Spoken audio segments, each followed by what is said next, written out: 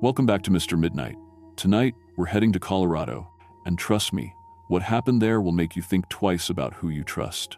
These are 8 true stories from real people who thought they were just doing normal, everyday things. A late-night delivery that paid way too much money. A babysitting job that seemed perfect. A regular customer who came in every 6 weeks like clockwork. Each of these people noticed something was off, something didn't feel right. And the ones who trusted their gut, they're the ones who survived to tell these stories. But here's the scary part. Some of these people are still out there. Still hunting. Still waiting. If you're new to Mr. Midnight, subscribe right now because I bring you the darkest true stories that actually happened. Hit that bell icon so you never miss when I drop a new nightmare. Now, let's get into these stories. But I'm warning you. After hearing what happened in Colorado, you might never look at normal people the same way again.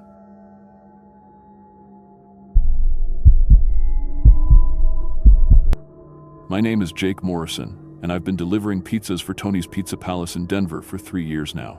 I know it's not the most exciting job, but it pays the bills and lets me help my mom with her medical costs. She's been fighting cancer for 2 years, and those treatments are expensive. Really expensive. I've delivered to every part of the city, nice neighborhoods, the sketchy ones, and everything in between. I've had customers who didn't tip, customers who were drunk, and even a few who answered the door in their underwear. But I always got through it. That's what you do when you need the money. What happened on December 15th, 2023, in the mountains outside Aspen changed everything I thought I knew about late-night deliveries.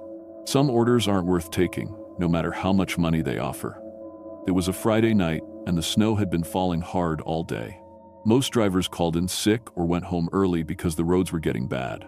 But I stayed. I needed every dollar I could get. Mom's next treatment was coming up, and we were already behind on payments. Around 11:30 p.m., the phone rang. Tony answered it, and I could tell from his face it was a big order. He wrote down the address and hung up with a huge smile. "Jake, you're gonna love this one," he said, waving the paper. 8 large pizzas, extra everything. $200, and the guy said he'd tip you another $50 in cash. $250 for one delivery? That was more than I usually made in a whole night. I grabbed the order slip and looked at the address. It was way up in the mountains, almost an hour drive from Denver. The customer's name was listed as Thompson Family. "That's pretty far out," I said. "And with this snow." "Come on, Jake. It's $250. You can handle a little drive in the snow. You've got good tires on that Honda, right?" I did have good tires, and I really needed the money. Mom's insurance had denied her latest claim, and we owed the hospital $3,000. $50 would at least help with groceries this week. "All right," I said. "But if I get stuck, you're sending someone to get me." Tony laughed. "Deal. But you won't get stuck. You're the best driver I've got." I loaded the 8 pizzas into my thermal bags and put them in the back of my car. The bags were the good kind that kept food hot for over an hour. I'd need them for this drive. I programmed the GPS with the address, 4847 Pine Ridge Road, Aspen, Colorado. The GPS said it would take 58 minutes to get there. In good weather, with the snow coming down, it might take longer. I started driving, and for the first 30 minutes, everything was fine. The main highways were clear, and other cars were still on the road. But as I got higher into the mountains, fewer and fewer cars passed by. The snow got heavier too. After 40 minutes, my GPS told me to turn off the highway onto a smaller road, then onto an even smaller one. Soon I was driving on what was basically a dirt path with snow covering everything. My headlights were the only light for miles. That's when my phone lost signal. The GPS kept working, but the little bars at the top of my screen went to 0. No calls, no texts, no internet. I was on my own up here. But I kept following the GPS. It knew where it was going, right? The road got narrower and narrower. Tree branches scraped against my car windows. I had to slow down to maybe 15 miles per hour just to stay on the path. My Honda was handling the snow okay, but I was starting to worry about getting back down the mountain. Finally, after driving for over an hour, I saw a building ahead. It was a log cabin, pretty big, sitting by itself in a clearing. But something was wrong with it. There were no lights on anywhere, no cars in the driveway. All the windows had boards nailed over them. I parked in front of the cabin and checked the address on my GPS. This was definitely the right place, but it looked like nobody had lived here for years. Maybe they were just being careful about electricity costs? Some people up in the mountains lived pretty simply, and the order had come through our phone system, so someone had to be here. I grabbed the pizza bags and walked to the front door. The snow crunched under my feet, and I could hear the wind blowing through the trees. It was cold up here, probably 20 degrees colder than in Denver. I knocked on the door. "Pizza delivery." I waited. No answer. I knocked again, louder this time. "Pizza delivery for the Thompson family." This time I heard footsteps inside. Heavy footsteps, like someone wearing boots. The door opened, and a woman appeared. She was covered in blood. Head to toe, fresh red blood. It was on her face, in her hair, soaking through her white shirt. Her hands were completely red, like she'd been dipping them in paint. But it wasn't paint. I could smell it. That metallic smell that blood has. But here's the weird part. She was smiling at me like nothing was wrong. "Oh, good," she said in a cheerful voice. "You made it. We were starting to worry the snow might keep you away. Come on in. It's freezing out there." I stood there staring at her. The blood was everywhere. Fresh blood, wet blood. There was so much of it. I said, trying to keep my voice steady. "I have your pizzas. 8 large pizzas. That'll be $200. "Wonderful," she said. "Bring them inside where it's warm.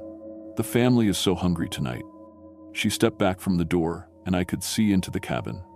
There were other people inside. A man and 2 kids, maybe teenagers. They were all setting a dinner table with plates and forks and napkins. They were all covered in blood too.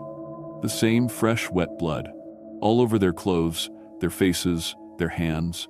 But they were acting completely normal, like they were just getting ready for a regular family dinner. Come in," the woman said. "Don't let the heat out." Every part of my brain was screaming at me to run, but I needed that money. And maybe there was a normal explanation. Maybe they'd been butchering a deer or something. People hunt up in the mountains, right? "Actually," I said, "I can just give you the pizzas right here. That'll be $200. "Oh, but it's so cold," she said, "and I need to get the cash from upstairs. Come in, just for a minute." I looked at the blood again. There was way too much of it for butchering an animal, and it was too fresh, like it had just happened. I could see drops of it on the floor, still wet and shiny. "You know what?" I said, backing away from the door. "My card reader isn't working right. I need to go back to my car and get the backup one." The woman's smile didn't change. "Of course, we'll wait right here." I walked back to my car, trying not to run. My hands were shaking as I unlocked the door. I put the pizza bags in the back seat and started the engine. But as I was turning around to leave, my headlights swept across the side of the cabin. That's when I saw it. Behind the cabin, there was a pile of something covered with a blue tarp. The wind had blown part of the tarp away, and I could see what was underneath. Body parts. Human body parts. Arms and legs, cut up and stacked like firewood. A human head sitting on top of the pile, staring at nothing. I threw the car into reverse, but when I looked up, the whole family was standing in front of my car. All 4 of them, still smiling, still covered in blood. The woman was holding a large knife. "Going somewhere?" she called out. "We haven't paid you yet."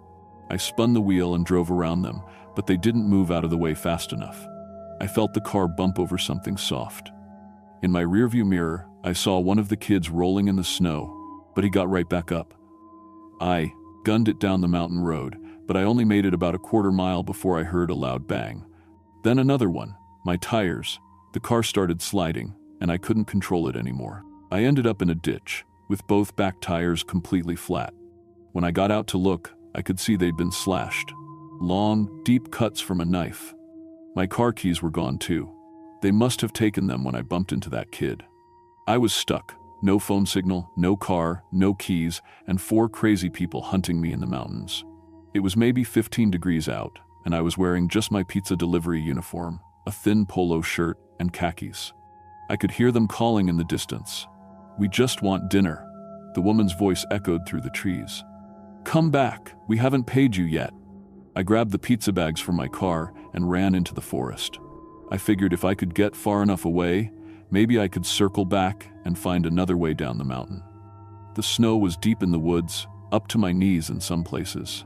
My sneakers were soaked through in minutes, and my feet were already going numb. But I kept moving. I could see flashlight beams behind me, moving through the trees. They were following my footprints in the snow, and they were moving fast, like they knew these woods really well. "He went this way," I heard the man yell. "Spread out, check every tree." I found a thick cluster of pine trees and hid behind them. Through the branches, I could see their flashlights getting closer. They were maybe 50 yards away. That's when I heard them talking. "Should we cook him the same way we did the last one?" one of the kids asked. "I think so," the woman replied. "Pizza delivery boys are always tender, not much fat on them." "Remember to save the bones this time," the man said. "We can make soup." They weren't trying to rob me. They wanted to eat me. I waited until their lights moved past my hiding spot, then I started moving again, deeper into the woods, away from the cabin.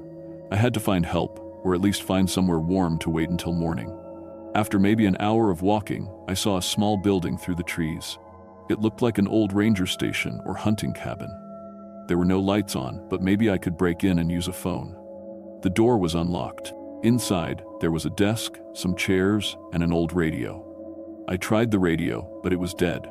No power. But there were papers on the desk, notebooks and files. I used my phone's flashlight to read them.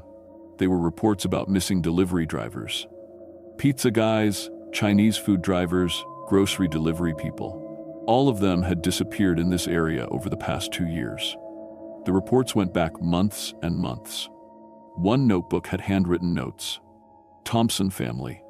Suspected cannibals. Moving location every 3 to 6 months. At least 12 confirmed victims. Still at large. These people had been killing delivery drivers for years. They'd order food to remote locations, then murder whoever brought it. And they'd never been caught. I heard footsteps outside the ranger station. "Check in there," the woman's voice said. "He might be hiding."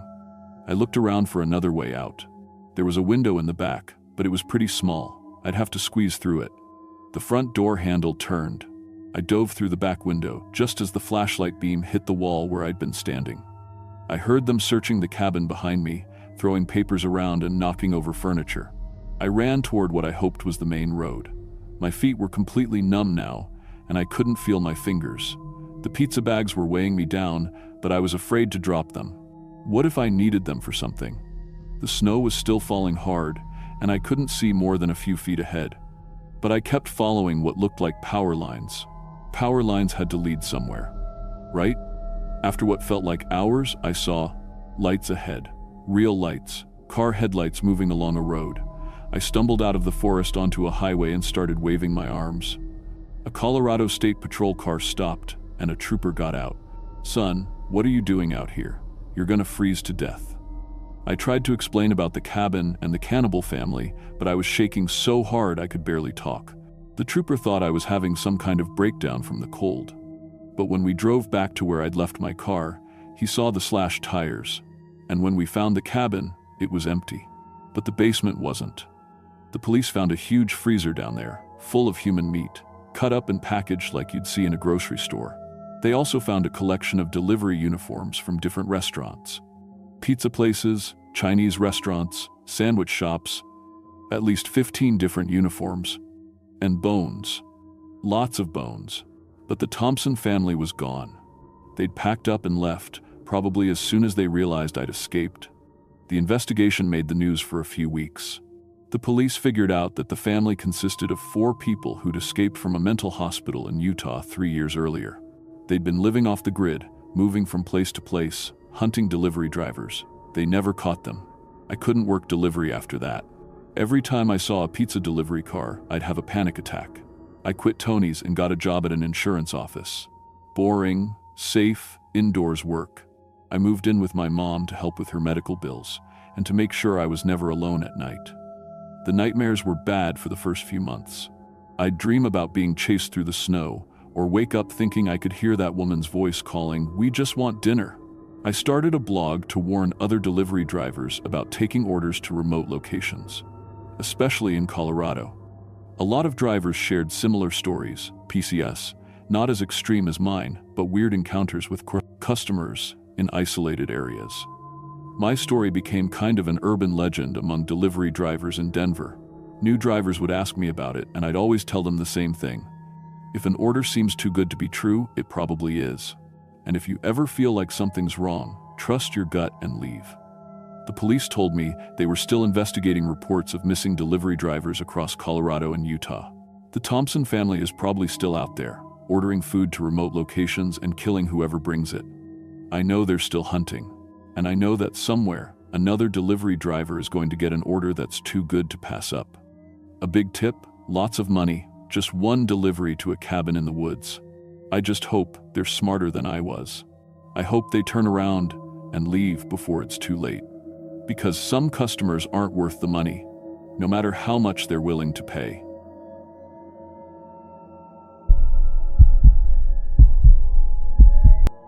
My name is Emma Chen, and I'm 9 years old. I know what you're thinking. Kids my age don't usually tell scary stories like this. But what happened to me 3 months ago in Denver changed everything I thought I knew about grown-ups and being safe. I've always been good with babies. My mom says I have a natural gift. When our neighbors need help, they always ask me first.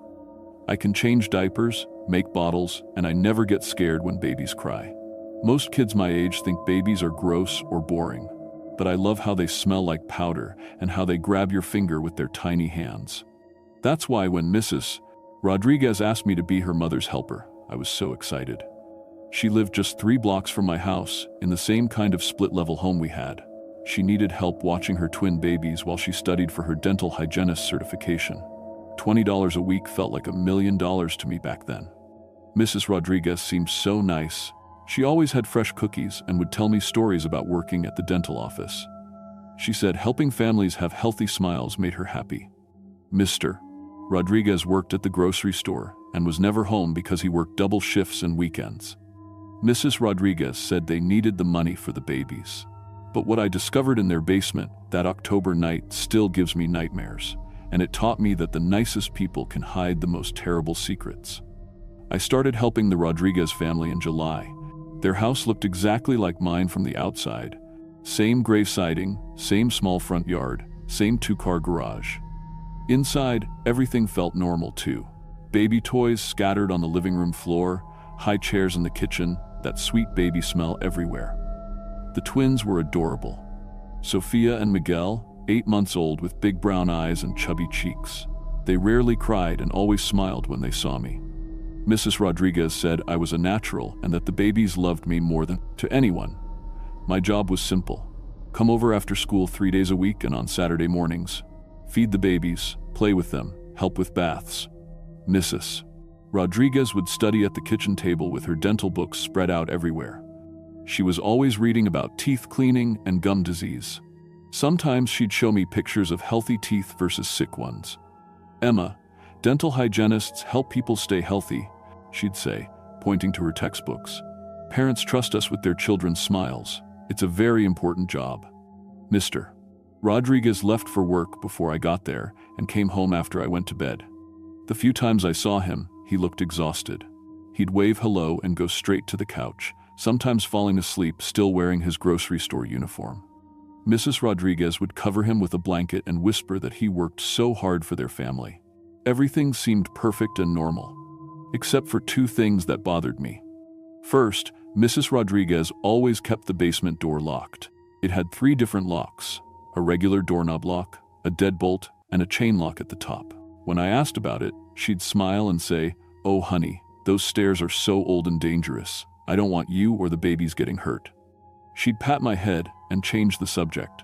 Second, sometimes I heard crying sounds coming from downstairs. Not baby crying. I knew what that sounded like. This was different.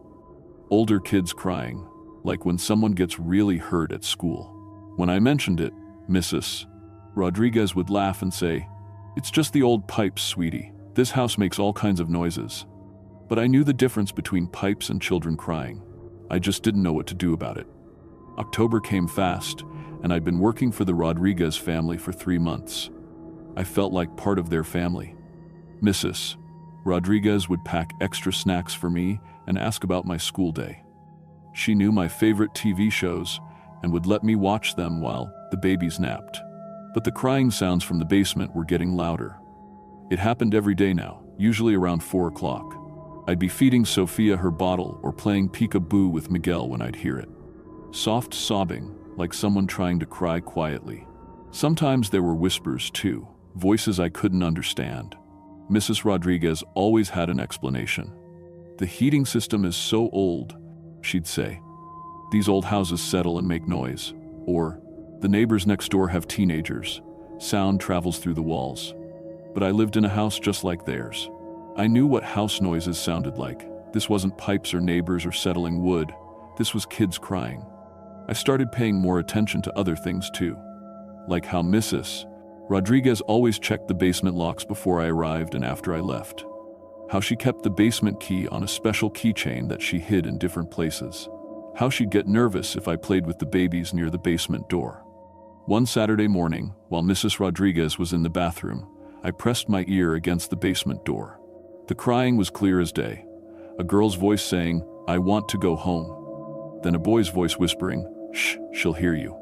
My hands started shaking. There were kids down there, real kids who wanted to go home. When Mrs. Rodriguez came back, I was sitting on the couch like nothing happened. But inside, my heart was pounding. I wanted to ask her about the voices, but something told me not to. Something told me to pretend I didn't hear anything. That was the first time I felt really scared in that house. Not scared of the dark or monsters under the bed. Scared of Mrs. Rodriguez and what she might be hiding. The night everything changed was October 15th. I remember because it was my friend Katie's birthday party the next day, and I was supposed to help my mom make cupcakes. Mrs. Rodriguez got a phone call around 6 o'clock while I was giving Miguel his dinner. She talked quietly in Spanish, then hung up looking worried. "Emma, sweetie, I need a huge favor," she said, sitting down next to me. "There's an emergency at the dental office. A patient fell and broke several teeth. I need to stay late to help with the surgery." I nodded. Emergency dental work sounded important. "Can you stay until 10 tonight? I know it's late for a school night, but I'll pay you extra, $40 instead of $20. $40. That was more money than I'd ever had at once. "Sure, Mrs. Rodriguez, I can stay." She smiled, but it looked different somehow, tight around the edges. "Perfect, Mr. Rodriguez is working a double shift, so it'll just be you and the babies. They should sleep most of the time." She grabbed her purse and coat. "Remember, don't go in the basement. Those stairs are so dangerous, especially in the dark." After she left, I made bottles for the twins and got them ready for bed. Sophia fell asleep right away, but Miguel was fussy. I was walking him around the living room, bouncing him gently, when I heard it, clear as anything, a girl's voice from the basement. "Help us. Please, somebody help us." Then a boy's voice, "She's gone. The car left. Maybe someone will hear us now." My whole body went cold. These weren't pipe noises. These weren't teenagers next door. There were children trapped in the basement, and they knew Mrs. Rodriguez was gone. I put Miguel in his crib and stood at the top of the basement stairs. The crying was louder now, like they weren't trying to hide it anymore. "Hello?" I whispered at the door. The crying stopped. Then a girl's voice, shaky and hopeful. "Who's there? Are you here to help us?" "I'm Emma. I'm the babysitter. Who are you?" "My name is Sarah. I'm 10 years old. There are 3 of us down here. Please, can you get us out?" My hands were shaking so bad I could barely think. "How long have you been down there?" "Since summer. Since July." "Please, we need water. We need help." July, that's when I started working here. These kids had been trapped the entire time I'd been taking care of the babies. I needed to find the basement key. I remembered seeing Mrs. Rodriguez hide it different places, sometimes in the kitchen junk drawer, sometimes in her purse. Tonight, I saw her put it in her jewelry box in the bedroom. The jewelry box was on her dresser, covered in pink flowers. Inside, underneath some cheap earrings and a broken watch, I found a silver key. My heart was beating so fast I thought I might throw up. But I had to help those kids. I unlocked all 3 locks on the basement door. The first thing that hit me was the smell, like a dirty bathroom that hadn't been cleaned in months. The second thing was how dark it was. I found a light switch and flipped it on. What I saw will haunt me forever. 3 kids were chained to the far wall, real chains like for dogs attached to metal rings bolted into the concrete. A girl with dirty blonde hair who looked about 10, that must be Sarah. A boy with dark hair who looked maybe 11. And another girl with red hair who looked about my age. They were wearing school clothes that used to be nice, but were now filthy and torn. Their hair was matted, their faces were dirty, and they looked so thin. "Oh my God," I whispered. Sarah started crying again. "Are you really here to help us? Or are you one of them?" "I'm here to help. I'm going to call the police right now." "No," the boy said urgently. "She'll kill you. She killed our families when they came looking for us." That's when I saw the pile of adult clothes in the corner. A man's jacket, a woman's purse, a pair of sneakers that looked like they belonged to someone's dad.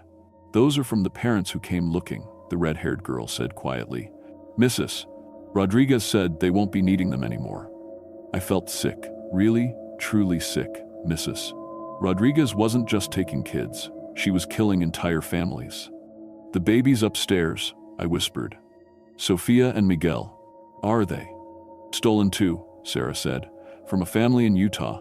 She takes babies because people don't suspect women with babies." That's when I heard the car in the driveway. Mrs. Rodriguez was home early. I ran upstairs as fast as I could, locking all 3 basement locks behind me.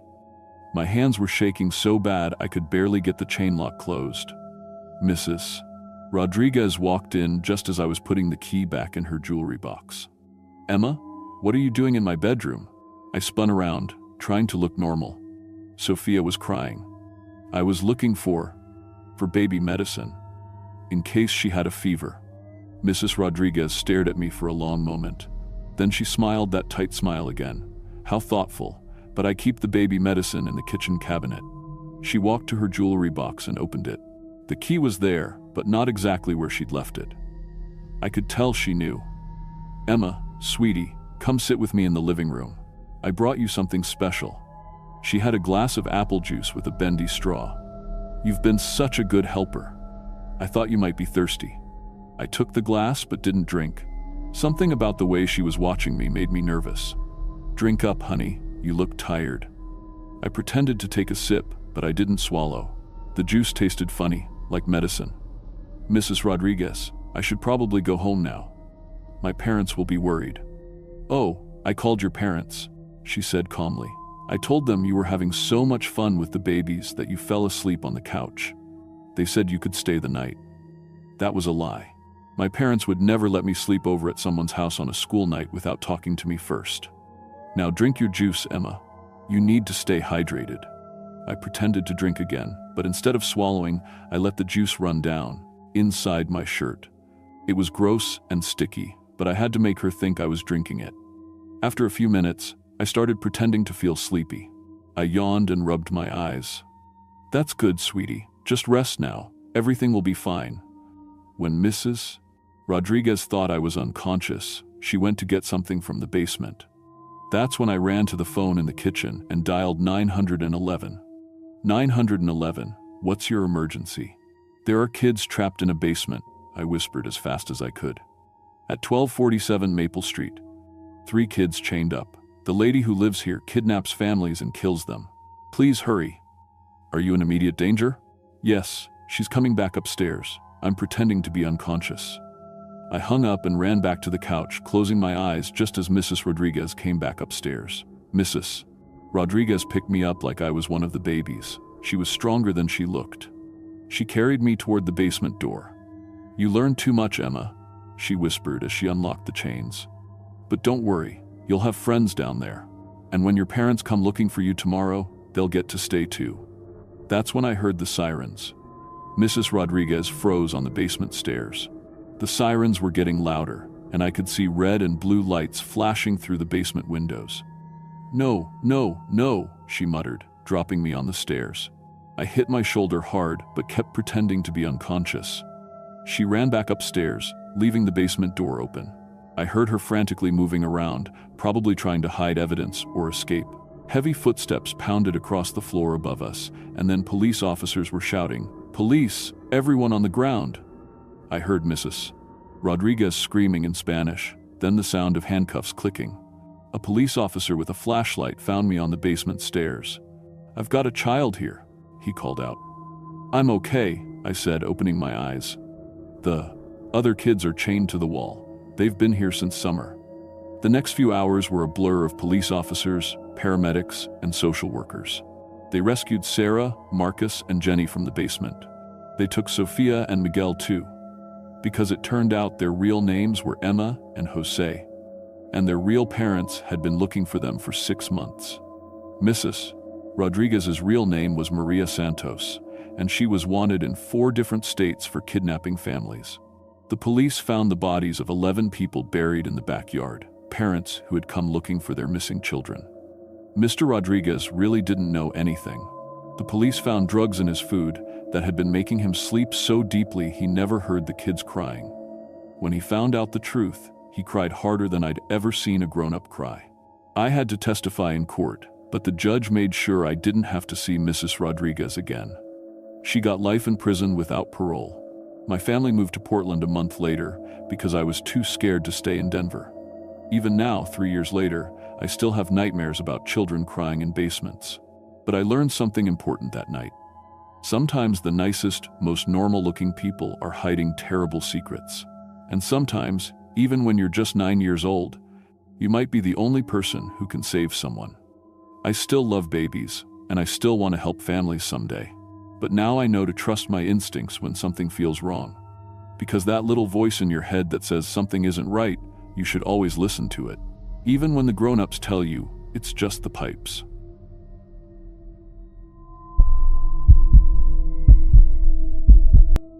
My name is Lisa Martinez, and I've been a hairstylist for 12 years. I got my license when I was 21 and worked my way up from washing hair at a strip mall salon to running my own chair at Bella's Beauty Studio in downtown Denver. I've seen everything. Divorces announced over highlights, secrets spilled during perms, and grown women crying over bad haircuts. I thought I knew people. I thought I could read them. But what happened 6 months ago proved I didn't know anything at all. The woman sitting in that courtroom today looked nothing like the sweet customer I knew for 2 years. Amanda Wright, if that was even her real name, sat perfectly still as the judge read her sentence. Life in prison, without parole for identity theft, and 3 counts of first-degree murder. The bailiff's handcuffs clicked as they led her away, and she never looked back at me sitting in the gallery. But I remembered everything. My salon chair was my kingdom. Bella's Beauty Studio sat on the corner of 16th and Market, with big windows that let in natural light and mirrors that showed every angle. I had built up a solid client base over 8 years. Soccer moms, businesswomen, college students, regular appointments every 6 to 8 weeks, just like clockwork. Amanda first came in on a Tuesday morning in September 2 years ago. She was maybe 30, average height, brown hair that needed serious help. She said she'd just moved to Denver from Pueblo for work and needed someone she could trust with her hair. That should have been my first warning sign. People don't usually drive 3 hours for a haircut. But she was so nice, polite, always on time. She tipped well and never complained, even when I accidentally took too much length off during her 3rd visit. Most clients would have freaked out, but Amanda just smiled and said it would grow back. She became one of my regulars, every 6 weeks, same Tuesday morning slot. We talked about normal things, her job at First National Bank downtown, how she was still getting used to the city, her ex-boyfriend who she said was kind of controlling. She asked about my life too, where I lived, if I had family nearby, what I did on weekends. I thought she was just being friendly. Stylists hear everything, and most clients like to share. It felt normal. Amanda always paid cash, always booked the same early slot when the salon was quiet. Looking back, I realized she was studying me, learning my schedule, my habits, my whole life. But at the time, she just seemed like a sweet, quiet customer who didn't like crowds. The first sign something was wrong came on a Thursday in March. I was getting ready for work when I checked my credit card statement online. There were 3 charges I didn't recognize: $347 at Nordstrom, $89 at Sephora, and $156 at some boutique I'd never heard of. All on the same day, all while I was working at the salon. I called the credit card company. They said the purchases were made with my physical card at different stores around Cherry Creek Mall. That was impossible. My card was in my wallet and I had been at work all day. They started a fraud investigation and sent me new cards. 2 weeks later, it happened again. Different stores, different amounts, but always while I was at work. This time I checked my apartment mailbox and found it empty, even though I was expecting my new credit cards and a package from Amazon. My neighbor Mrs. Kim said she saw the mailman earlier, so where was my mail? I asked the postal worker the next day. Jerry had been delivering mail to our building for 6 years. I knew him pretty well. He looked uncomfortable when I asked about my missing packages. Someone called saying they were you, he said, not meeting my eyes. Said you were having surgery and asked if your friend could pick up your mail while you recovered. She had your apartment number and knew all about your packages. Seemed legit. My blood went cold. What did she look like? Brown hair, about your height, real nice lady. She even showed me a photo of you two together. I had never taken a photo with Amanda, but somehow she had one. That night, I went through my bank statements with a fine-tooth comb. Someone had been busy. Loan applications at 3 different banks, all approved. A new cell phone account, store credit cards I never applied for. All in my name, all while I was cutting hair and chatting with customers. I called my bank's fraud department and spent 2 hours on hold. When I finally got through, they told me the applications had been made online with all the correct information. Social security number, mother's maiden name, even my first pet's name. Information only I should know. But I had told Amanda those things. During our hair appointments, spread out over months of casual conversation. When she asked about my childhood dog, I thought she was just making small talk. When she wondered about my mom's family name for a genealogy project she was working on, I didn't think twice about answering. I started paying attention to details I'd never noticed before. Amanda always used the bathroom before her appointment. Our bathroom was right next to the break room where we kept our purses. She always complimented my perfume, the same vanilla scent I'd worn for years. She remembered tiny things about our conversations that even I forgot. The worst part was realizing how isolated I'd become. Amanda had a way of scheduling her appointments when I was supposed to meet friends for lunch. She'd run long or need just 5 more minutes for some touching up, and I'd have to cancel plans. She always apologized so sweetly that I felt bad for being annoyed. My friend Sarah stopped calling after I canceled on her 3 times. My sister got tired of me flaking on family dinners. Even my coworkers started treating me differently when I kept having to work through lunch because Amanda's appointments ran over. The truth hit me on a Saturday morning in May. I was cleaning my apartment when I found something behind my dresser, a small piece of metal that looked like it had broken off a key. I took it to a locksmith, and he confirmed my worst fear. Someone had been making copies of my apartment key. I changed the locks immediately and installed a security camera in my hallway. 3 days later, I reviewed the footage and saw her. Amanda, using a key that should no longer work, looking confused when the door wouldn't open. She tried 3 different keys before giving up. That's when I started finding the rest of it. My notebook, where I kept client appointments and personal notes, was in a slightly different position on my desk. My computer had browser history I didn't remember, searches for my name, my family members, my address. Someone had been in my apartment regularly, going through my things, learning my life. I found photos on my phone that I didn't take. Pictures of my driver's license, my social security card, my passport, all taken in my own apartment while I was at work. The timestamps showed she'd been coming in for months, sometimes twice a week. In my bathroom cabinet, behind old medicine bottles I never used, I found a small recording device. The battery was dead, but it had been there long enough to wear a small ring in the dust. She'd been listening to my phone calls, my conversations with friends when they visited, even my private moments. The pieces started falling into place like a nightmare puzzle. My ex-boyfriend Mark had been acting strange for weeks. He kept mentioning conversations we supposedly had that I didn't remember. He said I'd been calling him late at night, wanting to get back together, but I'd never called him. When I confronted him, he got defensive. "You called me last Tuesday at 11 p.m., he insisted. "You said you missed me and wanted to work things out." We talked for an hour. I showed him my phone records. I'd been asleep by 10 p.m. that night, and there was no call to his number. He stared at the screen like it was written in a foreign language. "But it sounded exactly like you," he whispered. "She knew things only you would know. About our first date, about the fight we had before we broke up. She even laughed like you." My parents had gotten similar calls. Lisa had asked for money, claiming she was in trouble and too embarrassed to ask in person. They'd wired $5,000 to an account they thought was mine. When I called them, my mother cried. "Sweetheart, you sounded so scared," she said. "You said someone was threatening you and you needed money for a lawyer." We didn't hesitate. Amanda had been living pieces of my life while I was living it. She'd dyed her hair to match mine exactly. She'd lost weight to match my size. When I saw her last appointment confirmation photo, I barely recognized her. She looked more like me than I did.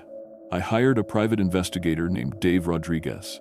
He found things the police said they couldn't investigate yet, not until we had more concrete evidence of a crime. Dave didn't need concrete evidence. He needed results. What he found made my blood freeze. Amanda Wright wasn't her real name. Her real name was Carol Jensen, and she'd done this before. Twice. In Pueblo, she'd been Sarah Martinez for 8 months before Sarah's body was found in a shallow grave outside the city. In Fort Collins, she'd lived as Jennifer Chen for almost a year before Jennifer disappeared during a camping trip that Carol had planned. Both women had been stylists. Both had worked alone, built up regular client bases, lived independently. Both had been slowly isolated from friends and family before they died. Carol had a system, and I was next. Dave found her real apartment across town. It was like a museum of stolen lives, wigs in different colors and styles, fake IDs with her photo but other women's, names, clothes that belonged to dead women, and a wall covered with photos, notes, and documents about me. She'd been planning my death for months. She knew my schedule better than I did. She had copies of my keys, my credit cards, my driver's license. She'd practiced my signature until it was perfect. She'd recorded my voice and studied my speech patterns. In a box under her bed, Dave found what she called her transition kit. Poison that would stop my heart but look like natural causes. Plastic sheeting, cleaning supplies, and a suicide note written in my handwriting, talking about how depressed I'd been and how I couldn't go on anymore. The plan was simple and horrifying. Amanda, Carol, was going to suggest a camping trip, just the two of us, somewhere remote where cell service was spotty. She'd drugged my shampoo with small amounts of sedatives for weeks, making me tired and confused. During the trip, she'd poison my food, wrap my body, and bury me where no one would ever look. Then she'd come back to Denver as me. She'd already been building relationships with my friends and family as Lisa, having a hard time. She'd tell everyone I decided to change my appearance, lose weight, try a new look. People would accept it because she'd been preparing them for months. She'd live my life until she got bored or the money ran out, then move on to a new city and find another victim. Another hairstylist with a regular schedule and a trusting nature. I called the police with everything Dave had found. They arrested Carol at the bank where she worked, using her access to customer information to find her next victim. When they searched her apartment, they found detailed files on 12 other women across Colorado and Wyoming. But the worst part was the recording Dave had made before calling the police. He'd confronted Carol in a parking garage, wearing a wire. She'd confessed everything, thinking he was someone she could trust with her business. She talked about killing Sarah and Jennifer like they were transactions. She described how she'd perfected her method of gradually stealing someone's identity before murdering them. She laughed about how easy it was to fool people, how trusting women were when another woman befriended them. "Lisa's perfect," she said on the recording. "She's got good credit, savings, no close family nearby. And she's so naive, she tells me everything. In 2 weeks, I'll take her camping, and Lisa Martinez will disappear forever. I'll be her for a few years, then find someone new." Carol was convicted on all counts. The jury took 3 hours to find her guilty of murdering Sarah Martinez and Jennifer Chen, and of attempting to murder me through identity theft and conspiracy. Even during sentencing, she stared at me like she was still planning something.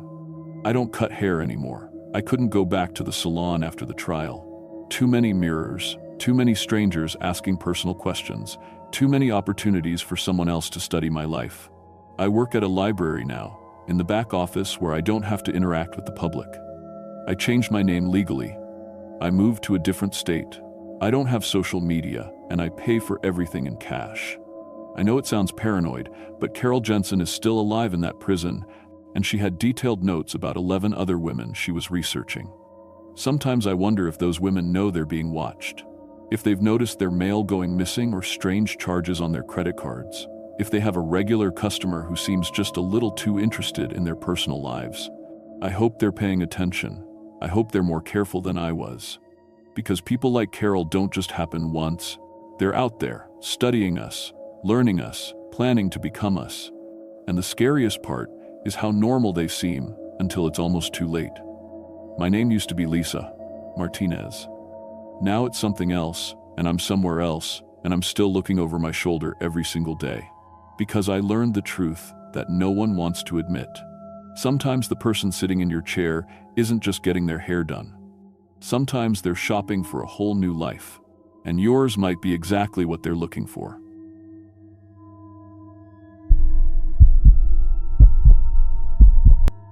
My name is Tom Bradley, and I've been working as an insurance adjuster for 8 years. I've seen it all: house fires, car crashes, floods, you name it.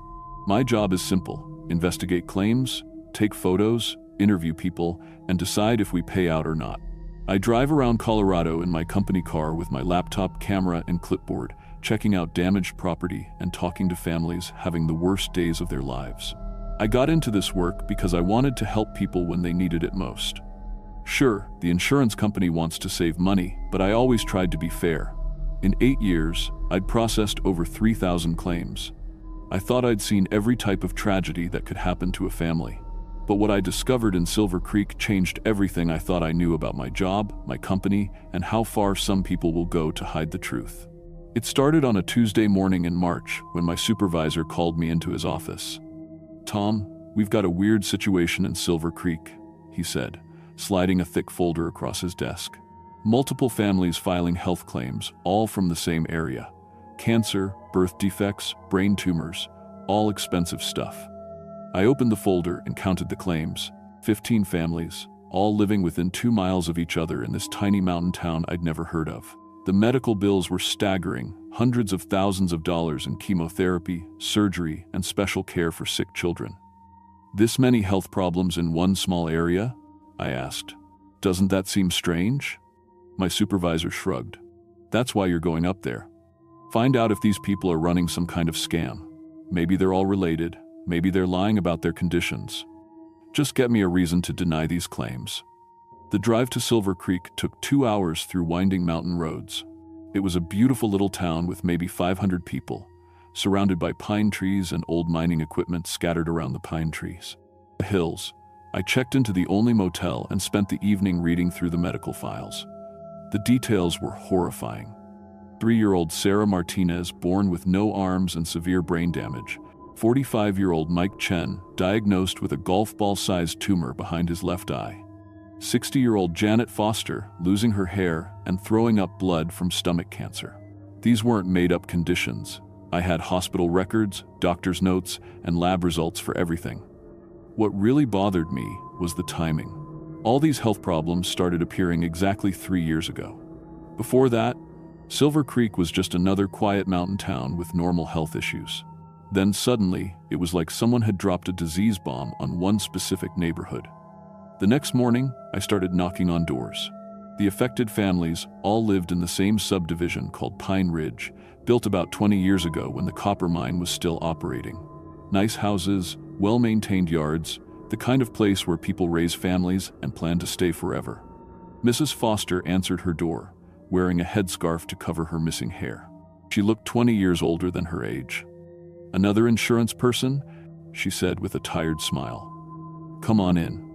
Her living room was filled with medical equipment, oxygen tanks, pill organizers, and a hospital bed where her husband was sleeping. The smell of antiseptic and sickness hung in the air. "We used to be healthy people," she told me, pouring coffee with shaking hands. "Lived here 15 years, never had anything worse than a cold. Then 3 years ago, I started getting these terrible headaches. Doctors found tumors throughout my stomach and intestines. Do you have any idea what might have caused it?" I asked, genuinely concerned. She pointed out her window toward the old copper mine on the hill. "Everyone here thinks it's connected to that place somehow. The kids who are getting sick all play in the same areas, drink from the same wells." I spent the next 3 days interviewing every affected family. The stories were heartbreaking and identical. Healthy people suddenly developing rare cancers, children born with birth defects no doctor could explain, Entire families getting sick at the same time. But they all had one thing in common. They all used water from the same well system that served the Pine Ridge subdivision. The water tastes funny, Mike Chen told me, holding a bag of ice to his swollen eye. Kind of metallic, like you're sucking on pennies. But the city tested it last year and said it was safe. That night in my motel room, I couldn't shake the feeling that something was seriously wrong here. I'd investigated insurance fraud before. People faking injuries, exaggerating damage, lying about accidents. This wasn't fraud. These people were genuinely sick, and they were dying. I called the number for Silver Creek's water department and spoke to a guy named Dale who'd been testing the well water for 10 years. Yeah, we test it every 6 months, he said. Always passes EPA standards. Maybe the taste is from old pipes or something. But something in his voice didn't sound right. He was too quick to reassure me, too eager to end the conversation. Against company policy, I decided to collect my own water samples.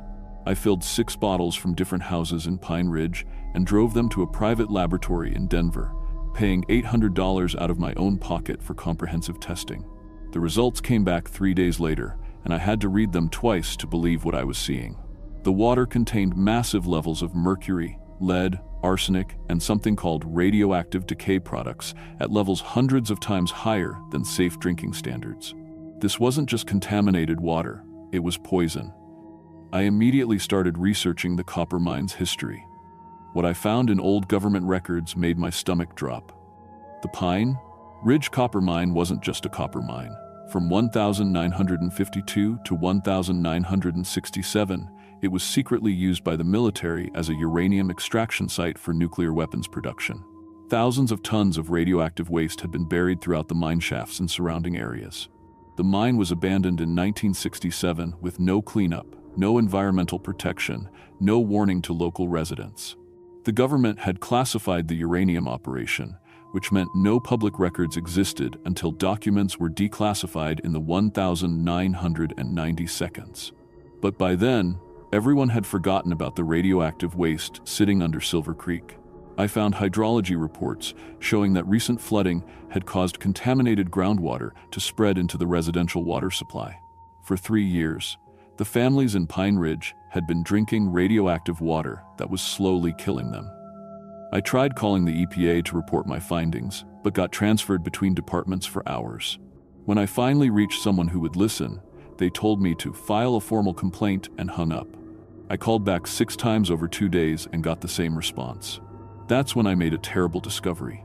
I was looking through my company's internal database when I found a folder marked Silver Creek Executive Level Only. Using my supervisor's password that I'd seen him type, I accessed files that made me realize why my calls to the EPA were being ignored.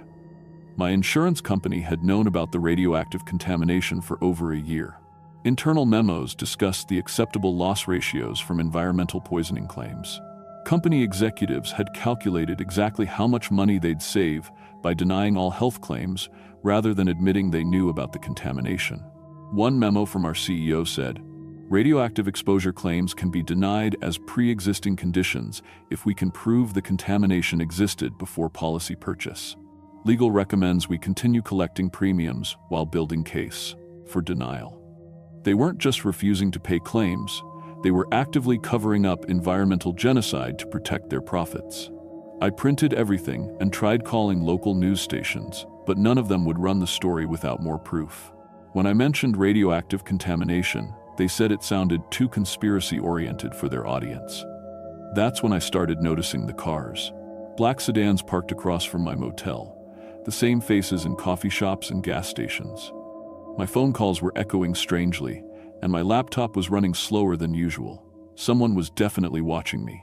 I researched journalists who had previously investigated the mine and found 3 who had died in accidents over the past 5 years. Car crashes, hiking falls, sudden heart attacks, all while working on stories about environmental contamination in Colorado. The surveillance got more obvious. People following me to interviews, photographing my car, even going through my motel room while I was out. I started hiding copies of my evidence in different locations around town, including a safety deposit box in Denver. But then something happened that made everything personal. I called my wife to check in, and she told me our 8-year-old daughter Emma had been getting nosebleeds and headaches for the past week. My wife Linda mentioned she'd found a lump in her neck and scheduled a doctor's appointment. I realized with growing horror that we'd been living in Silver Creek for almost 2 years. I'd moved my family here when I got promoted to cover the western Colorado territory. We'd been drinking the same poisoned water, breathing the same contaminated air, living on top of the same radioactive waste as everyone else. I drove home immediately and took my family to Denver for emergency medical testing. The results were devastating. Emma's blood showed early signs of radiation poisoning. Linda's neck lump was thyroid cancer, the exact same type affecting other Silver Creek families. My own tests showed chromosome damage consistent with long-term radioactive exposure. The doctor explained that we'd been exposed to radiation levels similar to what atomic bomb survivors experienced, just spread out over months instead of seconds. I calculated that over 3,000 people in Silver Creek and surrounding areas had been exposed to dangerous radiation levels. The contamination was spreading through underground water systems across 3 counties, poisoning entire communities while government officials and insurance companies covered it up for profit. That night, I contacted FBI agents in Washington using an encrypted email system. I provided them with all my evidence: the water test results, internal company memos, medical records, and proof of the surveillance. Within a week, federal agents raided my insurance company's headquarters and arrested my supervisor and 3 vice presidents for fraud, conspiracy, and endangering public health. They found computer files proving that dozens of insurance companies were using similar tactics to deny environmental contamination claims across the western United States. The investigation expanded into a massive federal case involving the Department of Defense, EPA, and Justice Department. Military officials admitted they had abandoned radioactive waste at over 200 locations across Colorado, Wyoming, and Utah without proper cleanup or public notification. I testified before Congress about how insurance companies were systematically denying environmental health claims while profiting from disasters they knew about in advance. My testimony led to criminal charges against 47 corporate executives and new federal laws requiring disclosure of environmental contamination to insurance customers. The government finally began cleanup operations in Silver Creek. But environmental experts said it would take 30 years and $2 billion to safely remove all the face radioactive waste. By then, thousands of people would be dead from preventable cancers. My family received experimental medical treatment at a military hospital, but the doctors said the chromosome damage was permanent. Emma will need regular cancer screenings for the rest of her life. Linda's thyroid cancer required surgery and radiation therapy, which seemed cruelly ironic. I resigned from the insurance industry and became a whistleblower advocate, helping other families fight environmental contamination cover-ups. My case led to $50 billion in settlement payments, but most of the responsible executives served less than 2 years in prison. We moved to Vermont to get away from the contamination, but I still returned to Colorado regularly to help victims navigate the legal system. Linda and Emma are doing better now, but we live with the constant fear that cancer could return at any time. The hardest part is knowing that hundreds of similar sites exist across the American West. Corporate greed and government secrecy have poisoned entire generations of families who trusted that their water was safe to drink, their air was safe to breathe, and their insurance companies would protect them when things went wrong. I used to believe that insurance was about helping people recover from disasters. Now I know that sometimes insurance companies are the disaster, and the people who need help most are the ones fighting the system designed to protect corporate profits over human lives. Every time I see a news story about unexplained cancer clusters or environmental contamination, I wonder how many insurance adjusters are being sent to find ways to deny claims instead of seeking justice for the victims. The Silver Creek case taught me that some conspiracies aren't theories. They're just Tuesday morning business meetings where executives decide how many people they're willing to let die to protect their quarterly earnings.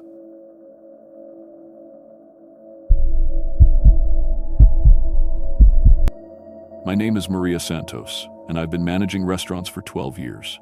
I started as a server at 16, worked my way up through every position you can think of. I've dealt with angry customers, drunk college kids, health inspectors on bad days, and staff who didn't show up during the lunch rush. I thought I'd seen everything the food service industry could throw at me. But what happened at my Applebee's in Colorado Springs last fall changed everything I thought I knew about workplace manipulation. Some corporate consultants aren't there to help your business. They're there to steal your people. It was October 2023, and my restaurant was struggling. We're located on North Academy Boulevard, right near the military bases, so we should have been doing great business. But our staff turnover was killing us. In 6 months, I'd hired and lost 32 employees. People would work a few weeks, then just stop showing up. The ones who stayed were constantly fighting with each other. I had 23 employees on my roster, but on any given day, maybe 15 would actually show up. I was pulling double shifts, working the line when cooks called out, running food when servers didn't come in. My assistant manager, Janet, was about ready to quit too. She'd been with the company for 8 years, but she told me she couldn't handle the stress anymore. That's when corporate called me. Regional manager Dave Patterson said they were bringing in a specialist to help with our team problems. His name is Dr. Robert Stevens, Dave said. He's worked with major corporations all over Colorado, Walmart, Home Depot, even some tech companies in Denver. He specializes in workplace psychology and team building. I was skeptical. We'd had corporate trainers before, and they usually just told us stuff we already knew. But Dave insisted this guy was different. He's got a PhD in psychology from University of Colorado, he said. He's helped other restaurants cut their turnover by 70%. 70% sounded too good to be true, but I was desperate. Our district manager was breathing down my neck about our numbers. If we didn't improve soon, they'd probably shut us down or replace me. So I agreed to meet with Dr. Stevens. He showed up on a Tuesday morning in November. I was expecting some stuffy corporate guy in a cheap suit, but Dr. Stevens looked more like a college professor. He was maybe 50 years old, with graying hair and a warm smile. He wore casual clothes, khakis, and a button-down shirt. He had this calm, friendly way about him that put you at ease immediately. "Maria," he said, shaking my hand, "I've heard great things about your leadership here. I know you care deeply about your team, and that's exactly why we're going to succeed together." His handshake was firm but not aggressive. He looked me right in the eyes when he talked, like I was the most important person in the world. I have to admit, it felt good to have someone acknowledge how hard I'd been working. Dr. Stevens started with basic team-building stuff. He had everyone gather in the dining room before our lunch shift and led us through some simple exercises. Icebreakers, trust falls, that kind of thing. My staff, mostly college kids and single parents trying to make ends meet, actually seemed to enjoy it. The key to a successful restaurant, Dr. Stevens told us, is treating each other like family. You spend more time with your coworkers than you do with your actual family. So let's build those bonds. He had everyone share one thing they appreciated about the person next to them. It sounds cheesy, but people were actually smiling and laughing. I hadn't seen my staff this relaxed in months. The next week, Dr. Stevens introduced stress management workshops during our slower afternoon hours. He taught breathing techniques and what he called mindfulness meditation. He'd have everyone sit quietly for 10 minutes, focusing on their breathing. Stress is the #1 cause of conflict in the workplace, he explained. When you're stressed, you lash out at your coworkers. When you're calm and centered, you work as a team. I noticed the difference immediately. People stopped snapping at each other during busy rushes. The kitchen staff and servers were actually communicating instead of just yelling. Our customer satisfaction scores went up for the first time in months. Dr. Stevens also brought in special herbal tea for everyone to drink during breaks. "It's a blend I developed," he said.